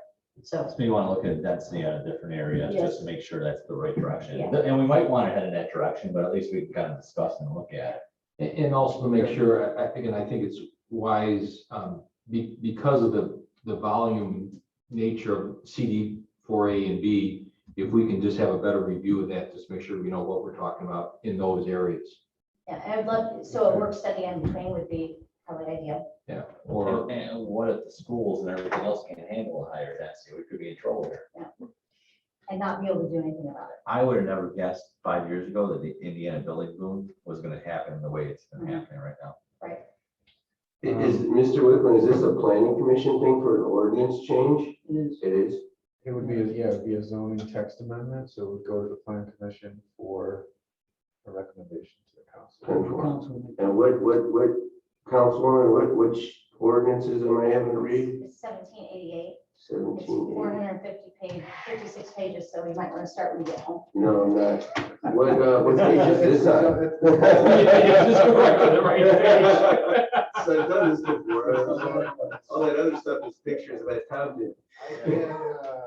I can send you the pictures, the pages. Okay, if there's pictures, that would be better, okay. And it might, who knows, I mean, nothing might get changed, but at least there's a discussion to look at, and say, where do we want to head? I mean, this is, that was monumental getting that. Yeah. All right, so it's public hearing for next month. Well, you need to have some kind of work like that, at least discuss. I mean, you might have to invite some other entities that's part of that. Okay, there's a motion. Was there a second? Roland seconded. And a second? Can I ask you just a question? Sure. We'll have, I know we'll have further discussion on this, but as far as what we want to do for the ordinance, the public hearing, we would want to prepare the revision, any revisions ahead of time. So Right. we'll meet we'll do a work study of some kind. Is that what you're suggesting? A plan commission work study with everybody? So we would Yes. advertise it? Okay. And you probably want to discuss that, at least that's a conversation. Right. And then based on whatever comes out of that. You know, how session, quickly do you want to act? You want to act as quickly as possible, right? So we probably need this work study in the next, 2 weeks. yeah, because otherwise we would have to, we need to advertise for the public hearing 10 days prior to the hearing. Okay. Right. So we have to have any proposed revisions 10 days prior. Well, it's more like 13 because we need like some. So if we do it 2 Tuesdays out from now, like if that's possible, or Can we send out the map of all the areas that are now CD4, we can look at and say, okay, maybe this isn't ready for that kind of density in this neighborhood, or this, you know? yeah. Yeah, for sure. I mean, we have the zoning then how- map, zoning maps online. Yeah, it's Right. So, And if we incorporate every property being a CD4 and a 4-story building, what's that gonna do to the infrastructure in Munster? Well, that's kind of where I was going with this. If you use the maximum, if you look at all these areas that are orange and yellow, and then I also said the CD5, like the dark orange, dark purple, it's kind of hard to just distinguish on here, but it's like if everything went the maximum that it could, what is it gonna look like? And I know people are gonna say, oh, it's never gonna do that. We'll never say never, because you don't know. I mean, people are, If it's zoned for it, I could build it. right, exactly. But I thought during all of this stuff, didn't we take any consideration infrastructure impact if they went to that level? I mean, we like to stack them and pack them, so all of a sudden we're not doing that. yeah, the only difference between the old ordinance and the current ordinance is that the residential density in the CD4 and CD4A and B would be increased. So you could That's have, multifamily. right, so you could have residential in areas where you formerly couldn't. And then the CD5 district, which is the most intense district in terms of density, is significantly denser than what it was in the past. So that's the area around Manor and Ridge, Calumet and Ridge, and then south of West Lakes. And then to the City Street. And On the CD5, west side, not on the east side. CD5 is residential. CD5 is mixed use. But see, that's something too. So in the code, when you read it, it says multifamily not allowed. All of them have red dots, not allowed. But then it said, but mixed use is, which then in a sense is multifamily. It's like, so it's sort of, I don't know that everybody knows what they're getting in some ways. I mean, it's kind of. Well, mixed use to me means I'm gonna put commercial on the first floor and residential on the second floor. Right, so. Right, and that's what it is. The multifamily. But people view that as multifamily. Could take out the first floor and they're still, that's what it is, you know, I mean. Live on top of the butcher shop. Yeah, so it's just a discussion to have and a deeper dive. Just to look at it before, start getting a bunch of stuff in here, we don't know what we're getting. Right. Yeah, okay. And I have some, I have a slideshow from when we did the zoning ordinance. We can look at that again. That kind of illustrates the different zoning or the different density levels. It's, I think if you could pare it down to exactly some of the specific areas, that would help. You know, the CD 4 and 5, it sounds like those are the two areas that we're looking at. And there may be some other ways, and we can talk about this at the work study, but there may be some other ways to tweak it also, rather than changing the density necessarily of like a CD4A and a CD4B. But just doing another, like an overlay, where we say, in this area, it's not mixed use, like no residential permitted in this area, because we have one of those. we have a no ground floor residential over pretty much all of the CD4A and CD4B, because we didn't want to have just a multifamily building. Mhm. Said if you're gonna do it, it's gotta have a ground floor resident or ground floor commercial. So that's another, I mean, there's different things that we can look at, but. Okay. It'd be interesting. And let's take into consideration having it offsite like a cafe for workshops.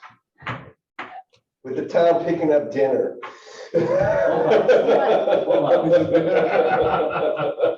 On another note. All right, we got a motion in the second. Mr. Vanderwood. Okay, Counselor Mellon, Yes. Counselor Gardner. Yes. Stuart Friedman, Yes. Roland Raffin, Yes.